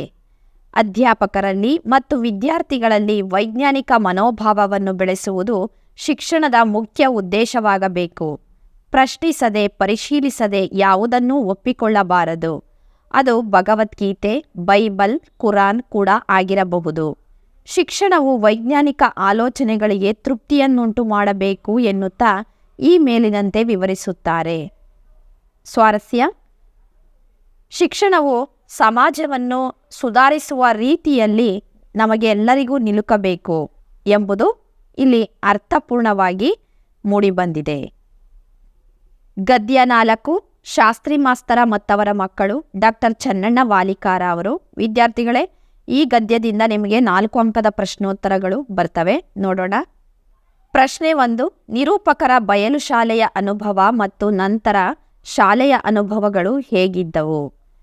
ಇಲ್ಲಿ 2 ಪ್ರಶ್ನೆ ಇದೆ. ನಿರೂಪಕರ ಬಯಲು ಶಾಲೆಯ ಅನುಭವ ಅಂದಾಗ ಅವ್ರ ಬಾಲ್ಯದಲ್ಲಿ ಅವರ ಅಕ್ಕರ್ನ ಊರಿನಲ್ಲಿ ವಾಸವಾಗಿರ್ತಾರೆ. ಓದಿನ ಬಗ್ಗೆ ಆಸಕ್ತಿ ಇರೋದಿಲ್ಲ. ಆ ಕೇರಿಯ ಹುಡುಗರ ಜೊತೆ ಸೇರಿಕೊಂಡು ದನ ಕಾಯೋದಿಕ್ಕೆ ಹೋಗ್ತಾ ಇರ್ತಾರೆ. ಪ್ರತಿ ದಿವಸ ಟೊಂಕಕ್ಕೆ ರೊಟ್ಟಿ ಬುತ್ತಿ ಕಟ್ಕೊಂಡು ದನ ಕಾಯೋದು ಅಂತಂದರೆ ಅವ್ರಿಗೆ ಭಾಳ ಸಂತೋಷ. ಅಲ್ಲಿಯ ಹಳ್ಳ ಕೊಳ್ಳ, ಕೆರೆ, ಬಾವಿ, ಗಿಡ, ಮರ, ಬಳ್ಳಿ, ಬೆಟ್ಟ, ಗುಡ್ಡ, ಹಣ್ಣು, ಹಂಪಲು ಇವುಗಳ ಮಧ್ಯೆ ಬೋರುಳ ಹಿಡ್ಕೊಂಡು ಪಿಪಿಯನ್ನು ಊದ್ತಾ ಕೃಷ್ಣನಂತೆ ಹುಡುಗಿರ ಜೊತೆ ಕಣ್ಣ ಮುಚ್ಚಾಲೆ ಮತ್ತು ಬಳಿ ಚಕ್ರಾಟ, ಕೋಲಂಬಗುಳಿ, ಲೋಡ್ ತಿಮ್ಮಯ್ಯ ಆಟ ಆಡೋದು ಅಂದರೆ ಅವ್ರು ಎಲ್ಲಿಲ್ಲದ ಹೀಗಾಗ್ತಿತ್ತು. ಮತ್ತು ಪ್ರತಿ ದಿವಸ ಹಬ್ಬದ ವಾತಾವರಣ ಅಂತ ಹೇಳ್ಬೋದು. 2ನೇ ಪ್ರಶ್ನೆ, ನಂತರದ ಶಾಲೆಯ ಅನುಭವಗಳು ಅಂತ ಅಂದಾಗ ಶಾಸ್ತ್ರಿ ಮಾಸ್ತರರು ತಮ್ಮ ಜೊತೆ ನಿರೂಪಕರನ್ನು ಕರ್ಕೊಂಡು ಬರ್ತಾರೆ. ಅವ್ರಿಗೆ 4 ಗೋಡೆಗಳ ಕೋಟೆ ಬಂಧನ ಆಗುತ್ತೆ. ಯಾರು ಎಷ್ಟೇ ಹೇಳಿದ್ರು 3-4 ತಿಂಗಳವರೆಗೂ ಸ್ಲೇಟಿನ ಮೇಲೆ ಒಂದಕ್ಷರ ಬರೆಯೋದಿಲ್ಲ. ಸದಾ ದನದ ಬಳಗವನ್ನು ನೆನೀತಾ ಕೂತ್ಕೊತಾರೆ. ಆದರೆ ದಿನ ಕಳೆದಂತೆ ಶಾಸ್ತ್ರಿ ಮಾಸ್ತರರ ಮತ್ತು ಅಂಬವ್ವಳ ಆರೈಕೆ ಮತ್ತೆ ಶಾಲೆಯ ಕಡೆ ಗಮನ ಹರಿಸೋ ಹಾಗೆ ಮಾಡುತ್ತೆ. ಆಮೇಲೆ ಅಕ್ಷರದ ಮಳೆನೇ ಧಾರಾಕಾರವಾಗಿ ಸುರಿಯುತ್ತೆ. ಇಷ್ಟು ಬರೀಬೇಕು. ಪ್ರಶ್ನೆ 2, ಮಾಸ್ತರು ಮತ್ತು ಅಂಬವ್ವ ಪ್ರೀತಿ ಕಡಲಲ್ಲಿ ಕತೆಗಾರರ ಬಾಲ್ಯ ಹೇಗೆ ಕಳೆಯಿತು ಅಂದಾಗ ಬಯಲ ಶಾಲೆಯಿಂದ 4 ಗೋಡೆಗಳ ಶಾಲೆಗೆ ಬಂದಂಥ ನಿರೂಪಕರು 3-4 ತಿಂಗಳವರೆಗೆ ಒಂದಕ್ಷರನೂ ಕಲೀಲಿಲ್ಲ.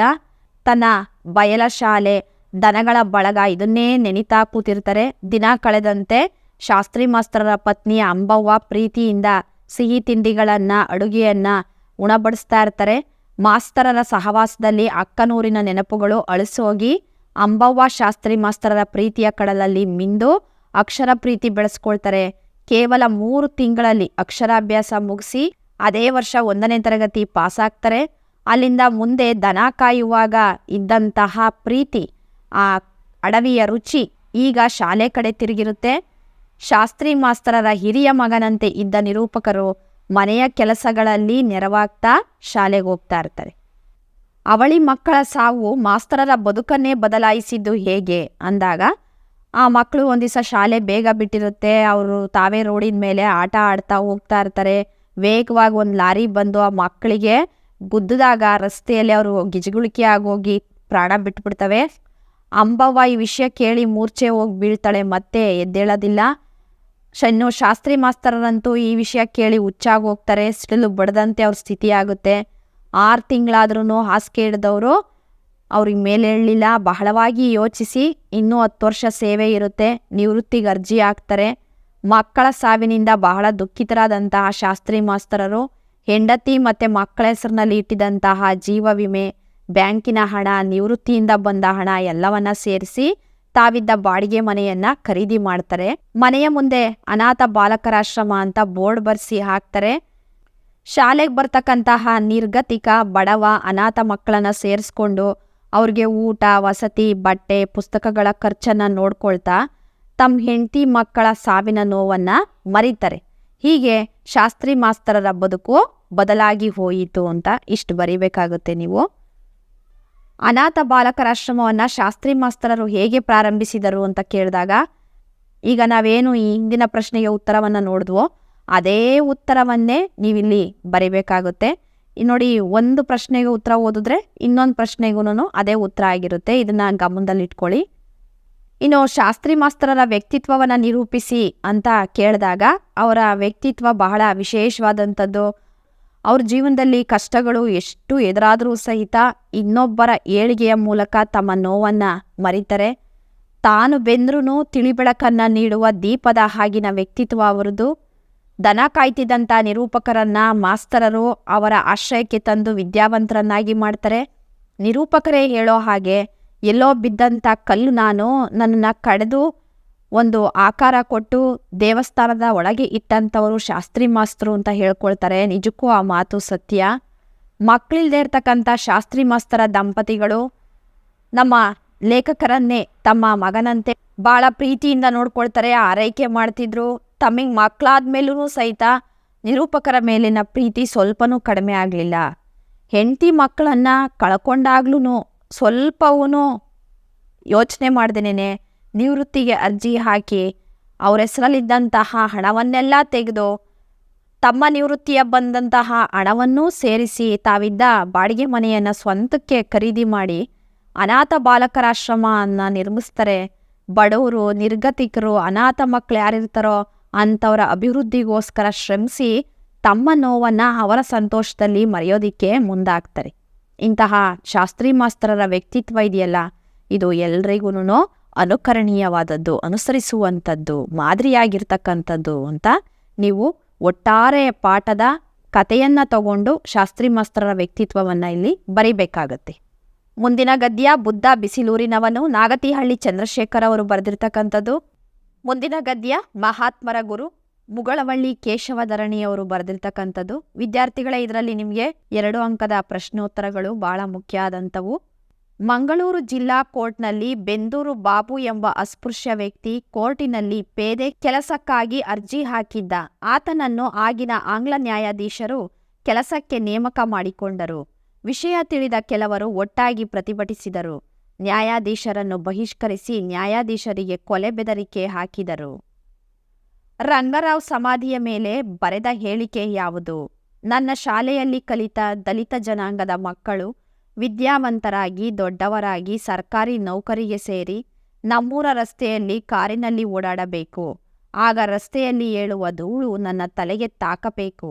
ಆಗ ನನ್ನ ಜನ್ಮ ಸಾರ್ಥಕವಾಗುತ್ತದೆ ಎಂಬ ಹೇಳಿಕೆ ಇತ್ತು.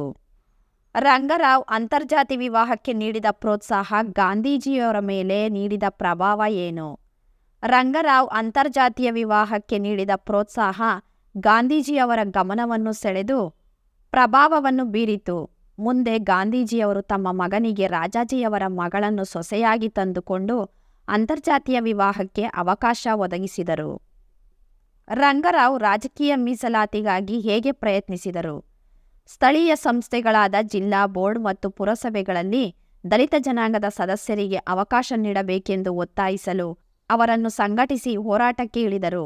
ಅವರ ಅನವರತ ಹೋರಾಟದ ಫಲವಾಗಿ ಅಂಗರ ಮಾಸ್ತರ್ ಮತ್ತು ಗೋವಿಂದ ಮಾಸ್ತರ್ ಎಂಬ 2 ದಲಿತರು ಪ್ರಪ್ರಥಮ ಬಾರಿಗೆ ಸ್ಥಳೀಯ ಸಂಸ್ಥೆಗೆ ಸದಸ್ಯರಾದರು. ಡಿಸಿಎಂ ಸಂಸ್ಥೆಗೆ ಯಾರು ಭೇಟಿ ನೀಡಿದ್ದರು?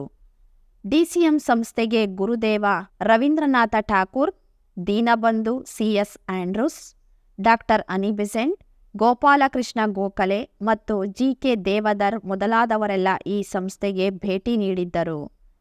ರಂಗರಾವ್ ಅವರ ಮಾನವೀಯ ಸೇವೆಯನ್ನು ಕಣ್ಣಾರೆ ಕಂಡು ಜೊತೆಗೆ ಅಮೆರಿಕದ ಖ್ಯಾತ ಉದ್ಯಮಿ Henry Ford, justice Wilbert, doctor Carnot ಹೀಗೆ 10 ಪ್ರಮುಖರು ಆ ಸಂಸ್ಥೆಗೆ ಅಭಿನಂದಿಸಿದರು. ರಂಗರಾವ್ ತಮ್ಮ ಉಯಿಲಿನಲ್ಲಿ ಏನು ಬರೆದಿದ್ದರು? ಅಸ್ಪೃಶ್ಯ ಜನಾಂಗದಲ್ಲೇ ಅತಿಯಾಗಿ ಹಿಂದುಳಿದವರೆನಿಸಿದ ಜಾಡಮಾಲಿಗಳು ನನ್ನ ಪಾರ್ಥಿವ ಶರೀರಕ್ಕೆ ಶವಸಂಸ್ಕಾರ ಮಾಡಬೇಕು. ಆಗ ಮಾತ್ರ ನನಗೆ ಚಿರಶಾಂತಿ ದೊರೆಯುವುದು ಎಂದು ಬರೆದಿದ್ದರು. ಗಾಂಧೀಜಿಯವರು ರಂಗರಾವ್ ಅವರ ಬಗ್ಗೆ ಏನು ಹೇಳಿದರು?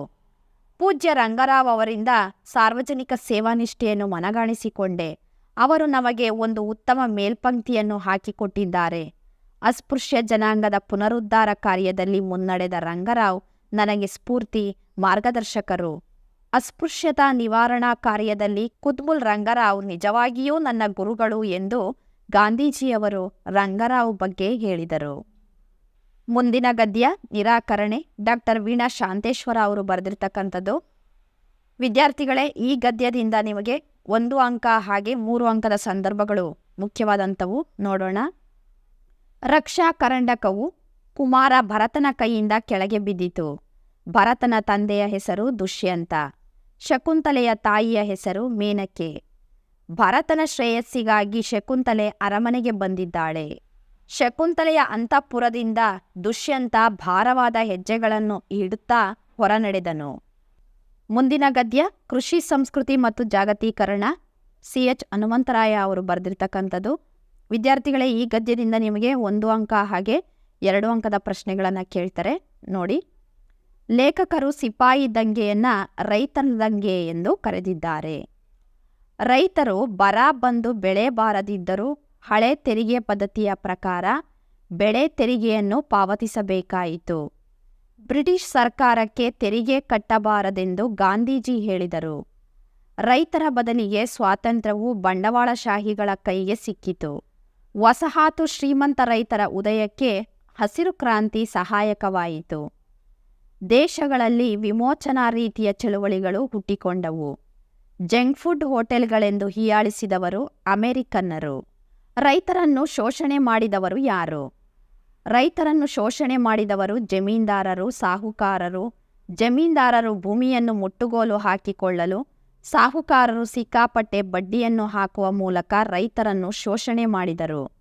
ರೈತ ಚಳುವಳಿಗಳು ಎಲ್ಲೆಲ್ಲಿ ನಡೆದವು? ರೈತ ಚಳುವಳಿಗಳು ಕರ್ನಾಟಕದಲ್ಲಿ ಕಾಗೋಡು, ದಾಂಡೇಲಿಯಲ್ಲಿ ಹಳಿಯಾಳ, ನರಗುಂದ ಮತ್ತು ಶಿವಮೊಗ್ಗಗಳಲ್ಲಿ ರೈತ ಚಳುವಳಿಗಳು ನಡೆದವು. ಸಾಲ ಕೇಳಲು ಹೋದ ಬಡರಾಷ್ಟ್ರಗಳ ಮೇಲೆ ವಿಧಿಸಿದ ನಿರ್ಬಂಧಗಳ್ಯಾವುವು? ಸಾಲ ಕೇಳಲು ಹೋದ ಬಡರಾಷ್ಟ್ರಗಳ ಮೇಲೆ ಮಹಿಳೆ ಮತ್ತು ಶಿಶು ಕಲ್ಯಾಣ, ಶಿಕ್ಷಣ, ಆರೋಗ್ಯ, ಸಮಾಜ ಕಲ್ಯಾಣಗಳಂತಹ ಯೋಜನೆಗಳಿಗಾಗಿ ಹಣ ವ್ಯಯಿಸಬಾರದೆನ್ನುವ ನಿರ್ಬಂಧವನ್ನು ವಿಧಿಸಿದವು. ಕೃಷಿ ಜಮೀನನ್ನು ಯಾರೂ ಖರೀದಿಸುವಂತಿಲ್ಲ. ನಮ್ಮ ಕರ್ನಾಟಕ ರಾಜ್ಯ ಭೂಸುಧಾರಣಾ ಕಾಯ್ದೆಯ ಪ್ರಕಾರ ರೈತ ಮತ್ತು ರೈತ ಕೂಲಿಕಾರರಲ್ಲದವರು ಕೃಷಿ ಜಮೀನನ್ನು ಖರೀದಿಸುವಂತಿಲ್ಲ. ರಾಸಾಯನಿಕಗಳನ್ನು ತಿಂದು ಬೆಳೆಯುವ ಪ್ರಾಣಿಗಳಿಗೆ ಯಾವ ರೋಗಗಳು ಬರುತ್ತವೆ? ರಾಸಾಯನಿಕಗಳನ್ನು ತಿಂದು ಬೆಳೆಯುವ ಪ್ರಾಣಿಗಳಿಗೆ ಕ್ಯಾನ್ಸರ್, ಲ್ಯೂಕೋಸಿನ್, ಹಂದಿ ಜ್ವರ ಇತ್ಯಾದಿ ರೋಗಗಳು ಬರುತ್ತವೆ.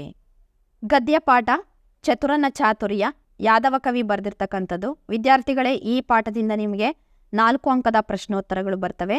ನೋಡಿ, ಹುಲಿಯಿಂದ ಪಾರಾಗಲು ನಾಪಿತ ಕಲ್ಪಿಸಿದ ಕತೆ ಯಾವುದು ಅಂದಾಗ ಗದ್ಯದ ಮೊದಲ ಭಾಗ ಇದೆಯಲ್ವಾ, ಮಹಾದೇವನ ಉತ್ಸವ ಬರುತ್ತೆ, ಹಣ ಸಂಪಾದನೆ ಜೊತೆಗೆ ದೇವ್ರ ದರ್ಶನ ಮಾಡಿ ದೇವ್ರ ಸೇವೆನೂ ಮಾಡ್ಬೋದು, ಓಲ್ಗ ಊದೋದ್ರಿಂದ ದೇವ್ರ ಸೇವೆ ಆಗುತ್ತೆ ಅಂತ ಅಂದ್ಬಿಟ್ಟು ನಾಪಿತ ಹೊರಡ್ತಾನಲ್ವಾ, ಅವ್ನು ಕಾಡಲ್ಲಿ ಹೋಗ್ತಾ ಇರಬೇಕಾದ್ರೆ ಹುಲಿ ಒಂದು ಎದುರುಗಡೆ ಬರುತ್ತೆ. ಅಯ್ಯೋ, ನನ್ನ ಹೆಂಡತಿ ಮಕ್ಕಳು ಅನಾಥರಾಗ್ಬಿಟ್ರಲ್ಲ ಅಂತ ಯೋಚನೆ ಮಾಡ್ತಾನೆ. ಹೆಂಗಾದರೂ ಮಾಡಿ ತಪ್ಪಿಸ್ಕೊಳ್ಳೋಣ ಅಂತ ಯೋಚನೆ ಮಾಡಿ ತನ್ನ ಬ್ಯಾಗಲ್ಲಿದ್ದಂಥ ಒಂದು ಹಗ್ಗವನ್ನು ತಗೊಂಡು ಹುಲಿಯನ್ನು ಕಟ್ಟಾಕೋ ಹಾಗೆ ಆರ್ಭಟಿಸ್ತಾನೆ. ದಷ್ಟಪುಷ್ಟವಾಗಿರೋ ನೀನು ನನಗೆ ದೇವರ ಆಶೀರ್ವಾದದಿಂದ ಸಿಕ್ಕದೆ ಅಂತ ಹಗ್ಗವನ್ನು ಅದರ ಕೊರಳಿಗೆ ಕಟ್ಟೋ ಹಾಗೆ ಮುಂದಕ್ಕೆ ಬರ್ತಾನೆ. ತನ್ನ ನೋಡಿನೂ ಹೆದರದೇ ಇರೋ ನಾಪಿತನ ಬಗ್ಗೆ ಹುಲಿಗೆ ಆಶ್ಚರ್ಯ ಆಗುತ್ತೆ. ಅದು ಅವನನ್ನು ಪ್ರಶ್ನೆ ಮಾಡುತ್ತೆ. ಆವಾಗ ಅವನು ಹೇಳ್ತಾನೆ, ಲೋಕಾಧಿಪತಿಯಾದಂಥ ದೇವೇಂದ್ರ ವ್ಯಾಘ್ರ ಯಜ್ಞವನ್ನು ಮಾಡ್ತಾ ಇದ್ದಾನೆ, ನನ್ನನ್ನು ಸೇರ್ಕೊಂಡಂಗೆ 5 ಜನ ಗಂಧರ್ವರನ್ನು ಭೂಮಿಗೆ ಕಳಿಸಿ ಒಬ್ಬೊಬ್ಬರು 100 ಹುಲಿಗಳನ್ನು ಹಿಡ್ಕೊಂಡು ಬರಬೇಕು ಅಂತ ಹೇಳಿದ್ದಾನೆ. ನಾನು 94 ಹುಲಿಗಳನ್ನು ಹಿಡ್ದಿದ್ದೀನಿ, ಇನ್ನು ಉಳಿದಿರೋದು 6. ನೆನ್ನೆ ಇದೇ ಅರಣ್ಯದಲ್ಲಿ 1 ಹಿಡ್ದಿದ್ದೀನಿ, ಕಂಕ್ಳಲ್ಲಿ ಕಟ್ಟಾಕಿದ್ದೀನಿ. ಈಗ ಇನ್ನು ಉಳಿದಿರೋದು 4 ಹುಲಿಗಳು ಅಷ್ಟೇನೆ, ಅಷ್ಟು ಹಿಡಿದ್ಬಿಟ್ರೆ ನನ್ನ ಕೆಲಸ ಪೂರ್ತಿ ಆಯಿತು ಅಂತ ಹೇಳ್ತಾನೆ. ಆ ಹುಲಿ ಎಲ್ಲಿ ತೋರಿಸು ಅಂದಾಗ ತನ್ನ ಹಡಪದಲ್ಲಿರೋ ಕನ್ನಡಿಯನ್ನು ತೆಗೆದುಬಿಟ್ಟು ಅದೇ ಹುಲಿ ಪ್ರತಿಬಿಂಬವನ್ನು ತೋರಿಸ್ತಾನೆ. ಅದನ್ನೇ ಸತ್ಯ ಅಂತ ನಂಬ್ಕೊಂಡಂಥ ಹುಲಿ, ಜೀವ ಉಳಿದ್ರೆ ಸಾಕು, ನಾನು ನಿನಗೆ ದುಡ್ಡು ಕೊಟ್ಬಿಡ್ತೀನಿ ಅಂತ ಹೇಳುತ್ತೆ.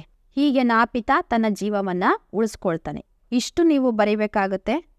ಹುಲಿಯು ನಾಪಿತನಿಂದ ತಪ್ಪಿಸಿಕೊಂಡ ರೀತಿಯನ್ನು ವಿವರಿಸಿ ಅಂತ ಕೇಳಿದಾಗ ಮತ್ತೆ ಲೋಕಾಧಿಪತಿಯಾದಂಥ ದೇವೇಂದ್ರ ವ್ಯಾಘ್ರಯಜ್ಞವನ್ನು ಕೈಗೊಂಡಿದ್ದಾನೆ ಅಂತ ಅವನು ಕತೆ ಹೇಳ್ತಾನಲ್ವಾ, ಅಲ್ಲಿಂದ ಬರೆದು ತಾನು 96 ಹುಲಿ ಹಿಡ್ದಿದ್ದೀನಿ, 4 ಮಾತ್ರ ಬಾಕಿ ಇರೋದು ಅಂತ ಎಲ್ಲ ಹೇಳ್ತಾನಲ್ವಾ, ಕನ್ನಡಿ ತೆಗೆದು ತೋರಿಸೋದು, ಆ ಹುಲಿ ಎದುರೋದು, ಅಲ್ಲಿವರೆಗೂ ಬರೀರಿ. ಅದಾದಮೇಲೆ ಆ ಹುಲಿ ಹೇಳುತ್ತೆ, ನೋಡು, ನಾನು ಅನೇಕ ಜನರನ್ನು ಕೊಂತಿದ್ದೀನಿ, ಅವ್ರ ಆಭರಣಗಳನ್ನೆಲ್ಲ ನಾನು ಗುಹೆ ಒಳಗಿಟ್ಟಿದ್ದೀನಿ, ಅವನ್ನೆಲ್ಲ ನಿನಗೆ ಕೊಟ್ಬಿಡ್ತೀನಿ, ನನ್ನನ್ನು ಬಿಟ್ಬಿಡು ಅಂತ ಹೇಳುತ್ತೆ. ಮನುಷ್ಯನನ್ನು ತಿನ್ನೋ ಆಸೆಯಿಂದ ಈ ಗಂಧರ್ವನ ಹತ್ರಕ್ಕೆ ಸಿಕ್ಕಾಕೊಂಡ್ಬಿಟ್ನಲ್ಲಪ್ಪ ಅಂತ ಮನಸ್ಸಿನಲ್ಲೇನೆ ಅಂದ್ಕೊಳ್ಳುತ್ತೆ. ಆಮೇಲೆ ಆ ಒಡವೆಗಳನ್ನೆಲ್ಲ ಕೊಟ್ಟು ತಪ್ಪಿಸ್ಕೊಬಿಡ್ಬೋದು ಅಂತ ಯೋಚನೆ ಮಾಡುತ್ತೆ. ಪ್ರಿಯ ವಿದ್ಯಾರ್ಥಿಗಳೇ, ಇವತ್ತಿನ ತರಗತಿಯಲ್ಲಿ ಬೋಳೆಶಂಕರ ನಾಟಕಕ್ಕೆ ಸಂಬಂಧಪಟ್ಟ ಹಾಗೆ 18ಕ್ಕೆ 18 ಅಂಕಗಳನ್ನು ಗಳಿಸೋದು ಹೇಗೆ ಅಂತ ಅನ್ನೋದನ್ನು ಹೇಳ್ತೀನಿ. ಇಲ್ಲಿರೋ ಪ್ರಶ್ನೋತ್ತರಗಳನ್ನು ನೀವಿಷ್ಟನ್ನೇ ಓದಿದ್ರೆ ಸಾಕು. ಇಲ್ಲಿ 1 ಅಂಕ, 2 ಅಂಕ ಹಾಗೆ 4 ಅಂಕದ ಪ್ರಶ್ನೋತ್ತರಗಳನ್ನು ನೋಡ್ಬೋದು. ಒಂದು ವಾಕ್ಯದಲ್ಲಿ ಉತ್ತರಿಸ್ತಕ್ಕಂಥ ಪ್ರಶ್ನೆಗಳು ಏನಿದೆ ಅವೆಲ್ಲ ಒಂದೊಂದು ವಾಕ್ಯದಲ್ಲಿ ಮಾತ್ರ ಇದ್ದಾವೆ. ಅವನ್ನ ಓದ್ಕೊಂಡು ಹೋಗ್ತೀನಿ ನೋಡಿ. ಬೋಳೆಶಂಕರನ ಊರು ಶಿವಪುರ, ಬೋಳೆಶಂಕರನ ಅಣ್ಣ ಅತ್ತಿಗೆಯರಿಗೆ ಎತ್ತರವಾದ ಬೆಟ್ಟದ ಮೇಲಿಂದ ಕೆಳಕ್ಕೆ ನೆಗೆಯೋ ಆಸೆ ಉಂಟಾಯಿತು. ಪಿಶಾಚಿಗಳು ಮನುಷ್ಯರನ್ನ ಅವರ ದೌರ್ಬಲ್ಯಗಳ ಮೂಲಕ ಪ್ರವೇಶ ಮಾಡ್ತವೆ. ಬದುಕಿನ ಬಗ್ಗೆ ಅವನಿಗೆ ಒಂದೂ ತಕರಾರಿಲ್ಲ ಅಂತ ಪಿಶಾಚಿ ಬೋಳೆಶಂಕರನ ಬಗ್ಗೆ ಹೇಳುತ್ತದೆ. ಪಿಶಾಚಿಗಳು ಶಿವನ ಹೆಸರು ಕೇಳಿದ್ರೆ ಹೆದರ್ತವೆ. ಬೋಳೆಶಂಕರನ ಹೊಟ್ಟೆ ನೋವು ಪಿಶಾಚಿ ಕೊಟ್ಟ ಬೇರಿನಿಂದ ಮಾಯ ಆಯಿತು. ಬೋಳೆಶಂಕರ ದನದ ಕೊಟ್ಟಿಗೆಯಲ್ಲಿ ಕೂತ್ಕೊಂಡು ಊಟ ಮಾಡಬೇಕು ಅಂತ ಅವನ ಅತ್ತಿಗೆ ಹೇಳ್ತಾಳೆ. ಬೋಳೆಶಂಕರನಿಂದ ಬೇರ್ ಕಿತ್ಕೊಳ್ಳೋದಿಕ್ಕೆ ಪಿಶಾಚಿ ಮುದುಕಿಯ ವೇಷದಲ್ಲಿ ಬರುತ್ತದೆ. ರಾಜಕುಮಾರಿಗೆ ಬಂದಿರೋ ರೋಗ ಹೊಟ್ಟೆ ನೋವು. ಹುಡುಗಿಯರ ಹಾಡಿಗೆ ಬೋಳೆಶಂಕರ ಚಿನ್ನದ ನಾಣ್ಯಗಳನ್ನು ಬಹುಮಾನವಾಗಿ ಕೊಡ್ತಾನೆ. ಸೈನಿಕರು ಕೋವಿಗೆ ಅಂದರೆ ಬಂದೂಕಿಗೆ ಜಯವಾಗ್ಲಿ ಅಂತ ಹಾಡಿದ್ರು. ಕತ್ತಲೆಯ ನಿಜ ಜನಕ ಸೈತಾನ ಅಂದರೆ ಕತ್ತಲೆಯ ಒಡೆಯ ಅಂತ. ಅಣ್ಣಂದಿರಿಗೆ ಅತಿಯಾಸೆಯ ರೋಗ ಹಿಡಿದಿದೆ ಅಂತ ಬೋಳೆಶಂಕರ ಹೇಳ್ತಾನೆ. ವಿದ್ಯಾರ್ಥಿಗಳೇ, ಇದರಲ್ಲಿ 3 ಪ್ರಶ್ನೆಗಳು ಬರ್ತವೆ. 3ಕ್ಕೆ 3 ಅಂಕಗಳನ್ನು ಗಳಿಸ್ತೀರಾ ಅಂತ ನನಗೆ ನಂಬಿಕೆ ಇದೆ. ಈಗ 2 ಅಂಕಗಳ ಪ್ರಶ್ನೋತ್ತರಗಳನ್ನು ನೋಡೋಣ. ಮುಖ್ಯವಾಗಿ ಇವನ್ನಷ್ಟೇ ಓದ್ಕೊಳ್ಳಿ. ಬೆಟ್ಟದ ಮೇಲಿನ ದೇವತೆ ಬೋಳೆಶಂಕರನ ಅಣ್ಣ ಅತ್ತಿಗೆಯರಿಗೆ ಕೈ ಮಾಡಿ ಕರೆದಂತೆ ದುಂಡಗೆ ಉರಿಯೋ ಕಣ್ಣು, ಹೊಳೆಯೋ ಹಲ್ಲು, ಎತ್ತಿನ ಹಾಗೆ ಕೊಂಬು ಹೊಂದಿದಂತೆ ಕಾಣಿಸುತ್ತಿತ್ತು. ಸಾವುಕಾರಣ್ಣ ತನ್ನ ಸಹೋದರರಿಗೆ ಆಸ್ತಿಯನ್ನ ಹೇಗೆ ಹಂಚ್ದ ಅಂದರೆ, ತಾನು ಮೊದಲು ತಗೊಂಡ್ಬಿಟ್ಟ. ಅಂದರೆ ದುಡ್ಡಿರೋ ಪೆಟ್ಟಿಗೆ ಆಭರಣ ನನ್ನ ಹತ್ರನೇ ಇರಲಿ ಅಂತ ಮೊದಲು ಅವನು ಭಾಗ ತಗೊಂಡ್ಬಿಟ್ಟ. ಒಳ್ಳೆ ಗದ್ದೆ, ತೋಟ, ಹೊಲ ಎಲ್ಲ ಸರ್ದಾರನಿಗೆ ಕೊಟ್ಟ. ನದಿ ಹತ್ರ ಇರೋ ಕಲ್ಲು ಭೂಮಿ, ಗುಡ್ಡ ಬೆಟ್ಟ ಇರುತ್ತಲ್ವಾ, ಆ ಒಂದು ಕಲ್ಲಿನ ಭೂಮಿಯನ್ನ ಬೋಳೆಶಂಕರನಿಗೆ ಅಂತ ಆಸ್ತಿಯನ್ನ ಹಂಚ್ತಾನೆ. ಸೈತಾನ 3 ಪಿಶಾಚಿಗಳನ್ನ ಭೂಲೋಕಕ್ಕೆ ಕಳಿಸಿದ ಏನಕ್ಕೆ ಅಂತಂದ್ರೆ, ಬೋಳೆಶಂಕರ ಮತ್ತು ಅವನ ಅಣ್ಣಂದಿರಲ್ಲಿ ವಿರಸ ಅಂದರೆ ಜಗಳ ಹುಟ್ಟಿಸಿ 3ರನ್ನ ನರಕಕ್ಕೆ ಕರ್ಕೊಂಡು ತರೋದಿಕ್ಕೆ ಕಳಿಸ್ತಾನೆ. ಕೋಡಂಗಿ ತಾನು ಬೆಳಗ್ಗೆಯಿಂದ ಏನೇನು ಕೆಲಸ ಮಾಡಿದೆ ಅಂತ ಹೇಳ್ತಾನೆ. ಅಂದರೆ ತಾನು ಬೆಳಗ್ಗೆಯಿಂದ 18 ರೊಟ್ಟಿ ತಿಂದೆ, 8 ಮುದ್ದೆ ನುಂಗದೆ, 1 ಸೊಲಗಿ ಅನ್ನ ಉಂಡೆ, 1 ಗಡಿಗೆ ಅಂಬ್ಲಿ ಕುಡ್ದೆ. ಇಷ್ಟೆಲ್ಲ ಊಟ ಮಾಡಿದ್ಮೇಲೆ ಚೆನ್ನಾಗಿ ನಿದ್ದೆ ಮಾಡಲೇಬೇಕಲ್ವಾ, ನಿದ್ದೆ ಬಂದೇ ಬರುತ್ತೆ. ಗಡದ್ದಾಗಿ 3 ಗಂಟೆ ನಿದ್ದೆ ಮಾಡಿದೆ ಅಂತ ಹೇಳ್ತಾನೆ. ರಾಜಕುಮಾರಿ ಹೊಟ್ಟೆ ನೋವು ವಾಸಿ ಮಾಡಿದವ್ರಿಗೆ ರಾಜ ತನ್ನ ಇಡೀ ರಾಜ್ಯವನ್ನ ಹಾಗೇನೆ ರಾಜ್ಕುಮಾರಿನೂ ಕೊಟ್ಟು ಮದುವೆ ಮಾಡ್ಕೊಡ್ತೀನಿ ಅಂತ ಡಂಗೂರ ಸಾರಿಸ್ತಾನೆ. ಪಿಶಾಚಿಗಳು ಧಾನ್ಯದಿಂದ ನಾಣ್ಯ ಮಾಡ್ತವೆ, ಹುಲ್ಲಿನಿಂದ ಸಿಪಾಯಿಗಳನ್ನ ಮಾಡಿಕೊಡ್ತವೆ. ಸೈತಾನನಿಗೆ ಮೊದಲ ಪಂಕ್ತಿಯ ಊಟವನ್ನ ನಿರಾಕರಿಸ್ಬಿಡ್ತಾರೆ. ಯಾಕೆ ಅಂದರೆ, ಬೋಳೆಶಂಕರನ ರಾಜ್ಯದಲ್ಲಿ ಕೆಲಸ ಮಾಡೋರಿಗೆ ಮಾತ್ರ ಮೊದಲನೇ ಸಾಲಿನಲ್ಲಿ ಊಟ. ಹಾಗಾಗಿ ಮೊದಲನೇ ಸಾಲಿನಲ್ಲಿ ಊಟಕ್ಕೆ ಕೂತಿದ್ದಂತಹ ಸೈತಾನನ ಕೈ ಪರೀಕ್ಷೆ ಮಾಡಿ ಅವನ ಕೈ ಜಡ್ಡುಗಟ್ಟಿರೋದಿಲ್ಲ. ಹಾಗಾಗಿ ಅವನನ್ನು ಆ ಊಟದ ಸಾಲಿನಿಂದ ಮೇಲಕ್ಕೆ ಕೇಳಿಸ್ತಾರೆ. ಬೋಳೆಶಂಕರ ಏನಂತ ಡಂಗೂರ ಸಾರಿಸ್ತಾನೆ ಅಂದರೆ, ನಮ್ಮ ರಾಜ್ಯಕ್ಕೆ ಒಬ್ಬ ದೊಡ್ಡ ಮನುಷ್ಯ ಬಂದಿದ್ದಾನೆ, ಅವನು ತಲೆಯಿಂದ ಕೆಲಸ ಮಾಡೋದನ್ನ ಕಲಿಸ್ಕೊಡ್ತಾನೆ. ಜನ ಎಲ್ಲರೂ ಊರಾಚೆ ಎತ್ತರವಾದ ಗೋಪುರ ಇದೆಯಲ್ಲ, ಅಲ್ಲಿ ಸೇರಬೇಕು ಅಂತ ಡಂಗೂರ ಸಾರಿಸ್ತಾನೆ. ವಿದ್ಯಾರ್ಥಿಗಳೇ, ಈ 8 ಪ್ರಶ್ನೆಗಳನ್ನು ಓದ್ಕೊಳ್ಳಿ ಸಾಕು. 4 ಅಂಕದ ಪ್ರಶ್ನೋತ್ತರಗಳಲ್ಲಿ 2 ಪ್ರಶ್ನೆ ಕೊಡ್ತಾರೆ. 1ಕ್ಕೆ ಉತ್ತರ ಬರೀಬೇಕು ನೀವು. ಅವ್ಯಾವ್ಯಾವು ಅಂತ ಹೇಳ್ತೀನಿ ನೋಡಿ. ಬೋಳೆಶಂಕರ ಮತ್ತು ಅವನ ಅಣ್ಣಂದಿರನ್ನ ಭಾಗವತರು ಹೇಗೆ ಪರಿಚಯ ಮಾಡ್ತಾರೆ ಅಂತ. ಈಗಾಗಲೇ ಪ್ರಶ್ನೆಗೆ ಉತ್ತರನ ನೀವು ಹಲವಾರು ಸಾರಿ 1 ವರ್ಷದಿಂದ ಬರೆದಿದ್ದೀರಾ. ಅದನ್ನು 3 ಭಾಗ ಮಾಡಿಕೊಂಡು ಸ್ಟೆಪ್ ಬೈ ಸ್ಟೆಪ್ಪು ಬರ್ಕೊಂಡೋಗಿ. ಮೊದಲಿಗೆ ಸರ್ದಾರ ಸೋಮಣ್ಣನ ವಿಶೇಷತೆ ಬರೀರಿ, ಆಮೇಲೆ ಸಾವುಕಾರ ಕಾಮಣ್ಣನ ವಿಶೇಷತೆ ಬರೀರಿ, 3ನೇದಾಗಿ ಬೋಳೆಶಂಕರನ ವಿಶೇಷತೆಯನ್ನು ಬರೀರಿ. ಇಷ್ಟಕ್ಕೆ 4 ಅಂಕ. 2ನೇ ಪ್ರಶ್ನೆ, ಬೋಳೆಶಂಕರನ ಅಣ್ಣಂದಿರೇ ವಾಸಿ ಅಂತ ಪಿಶಾಚಿ ಹೇಳೋದಿಕ್ಕೆ ಕಾರಣ ಏನು ಅಂತ ಅಂದರೆ, ಬೋಳೆಶಂಕರನ ಅಣ್ಣಂದಿರ ದೌರ್ಬಲ್ಯಗಳು ಬರೀರಿ. ಹಾಗೆಯೇ ಬೋಳೆಶಂಕರನ ವಶಪಡಿಸ್ಕೊಳ್ಳೋದಿಕ್ಕೆ ಏನೇನು ಪ್ರಯತ್ನ ಮಾಡ್ತೀವಿ ಈ ಪಿಶಾಚಿ ಅನ್ನೋದನ್ನು ಬರೀರಿ. ಇದಕ್ಕೆ 4 ಅಂಕ. ಇದೆಲ್ಲ ಓದಿರ್ತೀರ. ಫಸ್ಟ್ 4 ಕ್ವಶನ್ಸ್ ಏನಿದಾವೋ ಅವನಷ್ಟು ಓದ್ಕೊಂಡ್ರೆ ಸಾಕು ನಿಮಗೆ. ಅದರಲ್ಲಿ 2 ಕ್ವಶನ್ ಬಂದೇ ಬರುತ್ತೆ, 1 ಉತ್ತರ ಬರೀರಿ. ಇಲ್ಲೂ ಅಷ್ಟೇ 3ನೇ ಪ್ರಶ್ನೆ, ಬೋಳೆಶಂಕರ ನಾಣ್ಯ ಹಾಗೂ ಸಿಪಾಯಿಗಳನ್ನು ಹೇಗೆ ಪಡೆದ ಪ್ರಸಂಗ ವಿವರಿಸ್ರಿ ಅಂತ ಅಂದಾಗ ಅವನು ರಾಜ್ಕುಮಾರಿಗೆ ಹೊಟ್ಟೆ ನೋವು ಬಂದಿರುತ್ತೆ, ಬೇರ್ ತಗೊಂಡು ಹೋಗ್ತಿರ್ತಾನೆ. ಆಗ 2ನೇ ಪಿಶಾಚಿ ಮುದುಕಿ ವೇಷದಲ್ಲಿ ಬಂದು ನಾಟಕ ಆಡಿ ಬೇರನ್ನ ಕಿತ್ಕೊಳ್ಳೋಕೆ ಬರುತ್ತೆ. ಅದನ್ನು ಸಾಯಿಸಿ ಅವನು ನಾಣ್ಯ ಮಾಡೋದನ್ನ ಕಲ್ತ್ಕೊಳ್ತಾನೆ. ಇದು 2 ಮಾರ್ಕ್ಸಿಗೆ ಬರೀತೀರಾ. ಇನ್ನು 2 ಮಾರ್ಕ್ಸಿಗೆ ಸೈನಿಕರನ್ನ ಹೇಗೆ ಪಡೆದ ಅಂತ ಅನ್ನೋದನ್ನ ನೆಕ್ಸ್ಟ್ ಪ್ಯಾರಾದಲ್ಲಿ ಬರೀರಿ. ರಾಜ್ಕುಮಾರಿಗೆ ಬೇರ್ ಕೊಡ್ತಾನೆ, ಶಿವ ಅಂತ ಜಗದ್ ನುಂಗಿ ಅಂತಾನೆ. ಆಗ ಹಾಸಿಗೆ ಕೆಳಗಡೆ ಇದ್ದ 3ನೇ ಪಿಶಾಚಿ ಬರುತ್ತೆ, ನನ್ನ ಕೊಲ್ಲಬೇಡ, ನೀನು ಹೇಳಿದ್ದನ್ನ ಮಾಡ್ಕೊಡ್ತೀನಿ ಅಂತ ಅನ್ನುತ್ತೆ. ಏನು ಮಾಡ್ತೀಯ ನೀನು ಅಂದಾಗ, ನಾನು ಸಿಪಾಯಿಗಳನ್ನ ಮಾಡ್ಕೊಡ್ತೀನಿ, ಅವರು ಹಾಡ್ತಾರೆ ಕುಣಿತಾರೆ ಅಂತ ಅಂದಾಗ ಮಾಡಿಕೊಡು ಅಂತ ಅಂದ್ಬಿಟ್ಟು ಹುಲ್ ತರಿಸ್ತಾನೆ, ಮಾಡಿಕೊಡುತ್ತೆ. ಆಮೇಲೆ ಅದನ್ನು ಸಾಯಿಸ್ತಾನೆ ಅಲ್ವಾ. ಈ ಕಥೆಯನ್ನು ನೆನಪಿನಲ್ಲಿಟ್ಕೊಂಡು ನೀವು ನಿಮ್ಮದೇ ಆದ ವಾಕ್ಯಗಳಲ್ಲಿ ಬರಿಬೇಕು. 4ನೇ ಪ್ರಶ್ನೆ, ರಾಜಕುಮಾರಿಯ ಹೊಟ್ಟೆ ನೋವು ಪ್ರಸಂಗದಿಂದ ಬೋಳೆಶಂಕರ ರಾಜನಾದ ಕಥೆಯನ್ನು ತಿಳಿಸಿ ಅಂತ. ಇದು ಭಾಳ ಮುಖ್ಯವಾದಂಥ ಪ್ರಶ್ನೆ. ಇದಕ್ಕೆ ನೀವು ಮೊದಲಿನಿಂದ ಕತೆ ಬರೆಯೋ ಅವಶ್ಯಕತೆ ಇಲ್ಲ. ಈಗಾಗಲೇ ರಾಜ್ಕುಮಾರಿ ಹೊಟ್ಟೆ ನೋವು ಬಂದ್ಬಿಟ್ಟಿದೆ. ಬೋಳೆಶಂಕರ ಬೇರ್ ಕೊಡೋದಿಕ್ಕೆ ಹೋಗ್ತಾನಲ್ವಾ, ಅಲ್ಲಿ 3ನೇ ಪಿಶಾಚಿ ಸಿಕ್ಕಿ ಅವ್ರ ನಡುವೆ ಏನೇನು ಮಾತುಕತೆ ಆಗುತ್ತೆ, ಆಮೇಲೆ ಅದನ್ನು ಸಾಯಿಸೋದು, ಅಷ್ಟೇ ಸಾಕು. ಇದರಿಂದ ರಾಜ್ಕುಮಾರಿಗೆ ಹೊಟ್ಟೆ ನೋವು ವಾಸಿಯಾಗಿ ಬೋಳೆಶಂಕರನಿಗೆ ರಾಜಪಟ್ಟ ಸಿಗುತ್ತೆ. ಹಾಗೇನೆ ರಾಜ್ಕುಮಾರಿಯನ್ನು ಮದುವೆ ಆಗ್ತಾನೆ. ವಿದ್ಯಾರ್ಥಿಗಳೇ, ಸಂದರ್ಭಗಳಲ್ಲೂ ಅಷ್ಟೇನೆ ಮೊದಲ 4 ಸಂದರ್ಭಗಳನ್ನು ಚೆನ್ನಾಗಿ ಓದ್ಕೊಳ್ಳಿ. ಇದರಲ್ಲಿ 2 ಇರುತ್ತೆ, ಒಂದಷ್ಟೇ ನೀವು ಬರಿಬೇಕಾಗಿರುತ್ತೆ. ಇದು ಡೆಫಿನೆಟ್ ಕ್ವಶನ್ಸು. ಇವು ತುಂಬ ಇಂಪಾರ್ಟೆಂಟು ಕ್ವಶನ್ಸ್. ನಿಮಗೆ ಒಂದಂತೂ ಗ್ಯಾರಂಟಿ ಬಂದೇ ಬರುತ್ತೆ. ನೋಡಿ, ಬ್ಯಾಂಕಿನಲ್ಲಿ ಕೂಡಿಸಿಟ್ಟು ಮದುವೆ ಆದಮೇಲೆ ಹೆಂಡತಿ ಕೊಡ್ತೀನಿ ಅಂತ. ಮೊದಲು ಆಯ್ಕೆ ಬರೀರಿ, ಇದಕ್ಕೆ 1 ಅಂಕ ಇರುತ್ತೆ.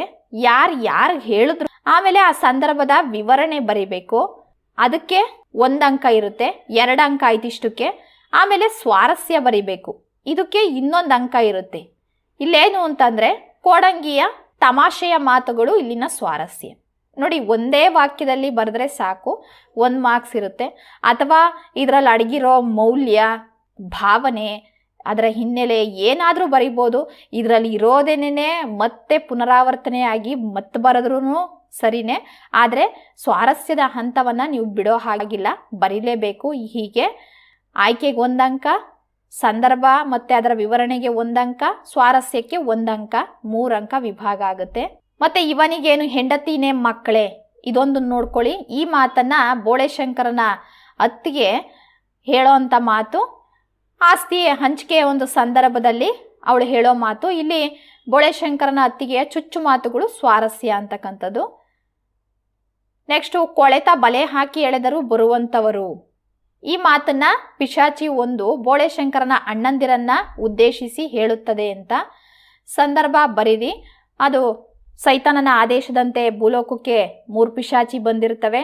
ಪಿಶಾಚಿ 1 ತನ್ನ ಅಣ್ಣಂದಿರನ್ನ ಕುರಿತು ಈ ಮಾತನ್ನ ಹೇಳುತ್ತೆ, ನನ್ಗಿರಾಕಿ ಬೋಳೆಶಂಕರ ತುಂಬ ಪಾಕಡ ಇದ್ದಾನೆ ಅಂತ ಹೇಳೋ ಸಂದರ್ಭ ಇದು. ಇಲ್ಲಿ ಪಿಶಾಚಿ ಬೋಳೆಶಂಕರನ ಬಗ್ಗೆ ತನ್ನ ನೋವನ್ನು ಹೇಳ್ಕೊಳ್ತಾ ಇದೆ, ಅದೇ ಇಲ್ಲಿನ ಸ್ವಾರಸ್ಯ. 4ನೇ ಪ್ರಶ್ನೆ, 1 ಹೊತ್ತು ರೊಟ್ಟಿ ತಿಂದೇ ಇದ್ರೆ ನಾನೇನು ಸಾಯಲ್ಲ ಅಂತಕ್ಕಂಥದ್ದು. ಇದನ್ನ ಬೋಳೆಶಂಕರ ಹೇಳ್ತಾನೆ. ಸಂದರ್ಭ ಯಾವುದು ಅಂದರೆ ಪಿಶಾಚಿ ರೊಟ್ಟಿ ಕದಿಯುತ್ತೆ ನೋಡಿ, ಆಮೇಲೆ ಅದನ್ನು ಹುಡ್ಕೊಂಡು ಬರ್ತಾನೆ. ಯಾರೋ ಹಸ್ತಿರ್ಬೋದು, ತಿಂದಿರ್ಬೋದು, ಹೋಗ್ಲಿ ಬಿಡು, ನನ್ನ ಕೆಲಸ ಎಲ್ಲ ಮುಗಿಸಿ ಮನೆಗೆ ಹೋಗಿ ಒಂದೇ ಸರಿ ಊಟ ಮಾಡಿದ್ರೆ ಆಯಿತು ಅಂತ ಅಂದ್ಬಿಟ್ಟು ಬೋಳೆಶಂಕರ ಅಂದ್ಕೊಳ್ತಾನೆ ನೋಡಿ. ಆ ಸಂದರ್ಭನ ಬರೀಬೇಕು. ಇಲ್ಲಿ ಇದರಲ್ಲಿ ಅಡಗಿರೋ ಮೌಲ್ಯ ಏನು ಅಂತಂದರೆ ಬೋಳೆಶಂಕರನ ಒಳ್ಳೆತನ, ಅವನ ತಾಳ್ಮೆಯನ್ನು ನಾವಿಲ್ಲಿ ನೋಡ್ಬೋದು. ವಿದ್ಯಾರ್ಥಿಗಳೇ, ಇಷ್ಟು ಓದ್ಕೊಂಡ್ರೆ ಸಾಕು, ನೀವು ಒಳ್ಳೆಯ ಅಂಕವನ್ನು ಇದರಿಂದ ಗಳಿಸ್ಬೋದು. ವಿದ್ಯಾರ್ಥಿಗಳೇ, ಇದು ವ್ಯವಹಾರ ಪತ್ರ ಮತ್ತು ವೈಯಕ್ತಿಕ ಪತ್ರದ ಮಾದರಿಗಳು.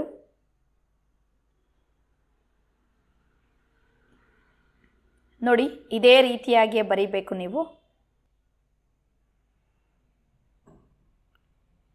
ಪ್ರಬಂಧ,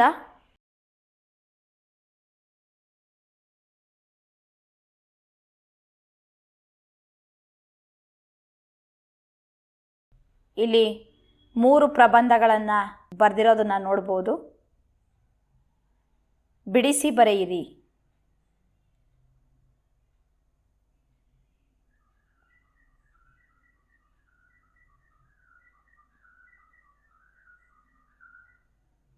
ಸಮನಾರ್ಥಕಗಳು.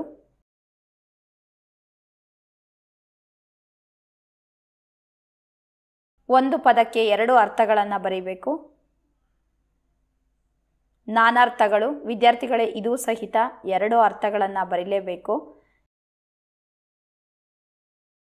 ಇಲ್ಲ ಅಂದರೆ ಅಂಕಗಳನ್ನು ಕೊಡೋದಿಲ್ಲ.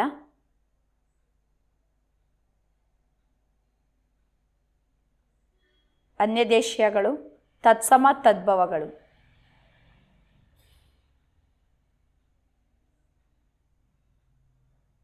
ವಿರುದ್ಧ ಪದಗಳು. ದ್ವಿರುಕ್ತಿಗಳನ್ನು ಸ್ವಂತ ವಾಕ್ಯದಲ್ಲಿ ಬಳಸಿ ಬರೆಯೋದಿಕ್ಕೆ ಕೇಳಿದ್ದಾರೆ ನೋಡಿ, ಅದನ್ನು ಈ ರೀತಿ ಬರೀಬೇಕಾಗುತ್ತೆ.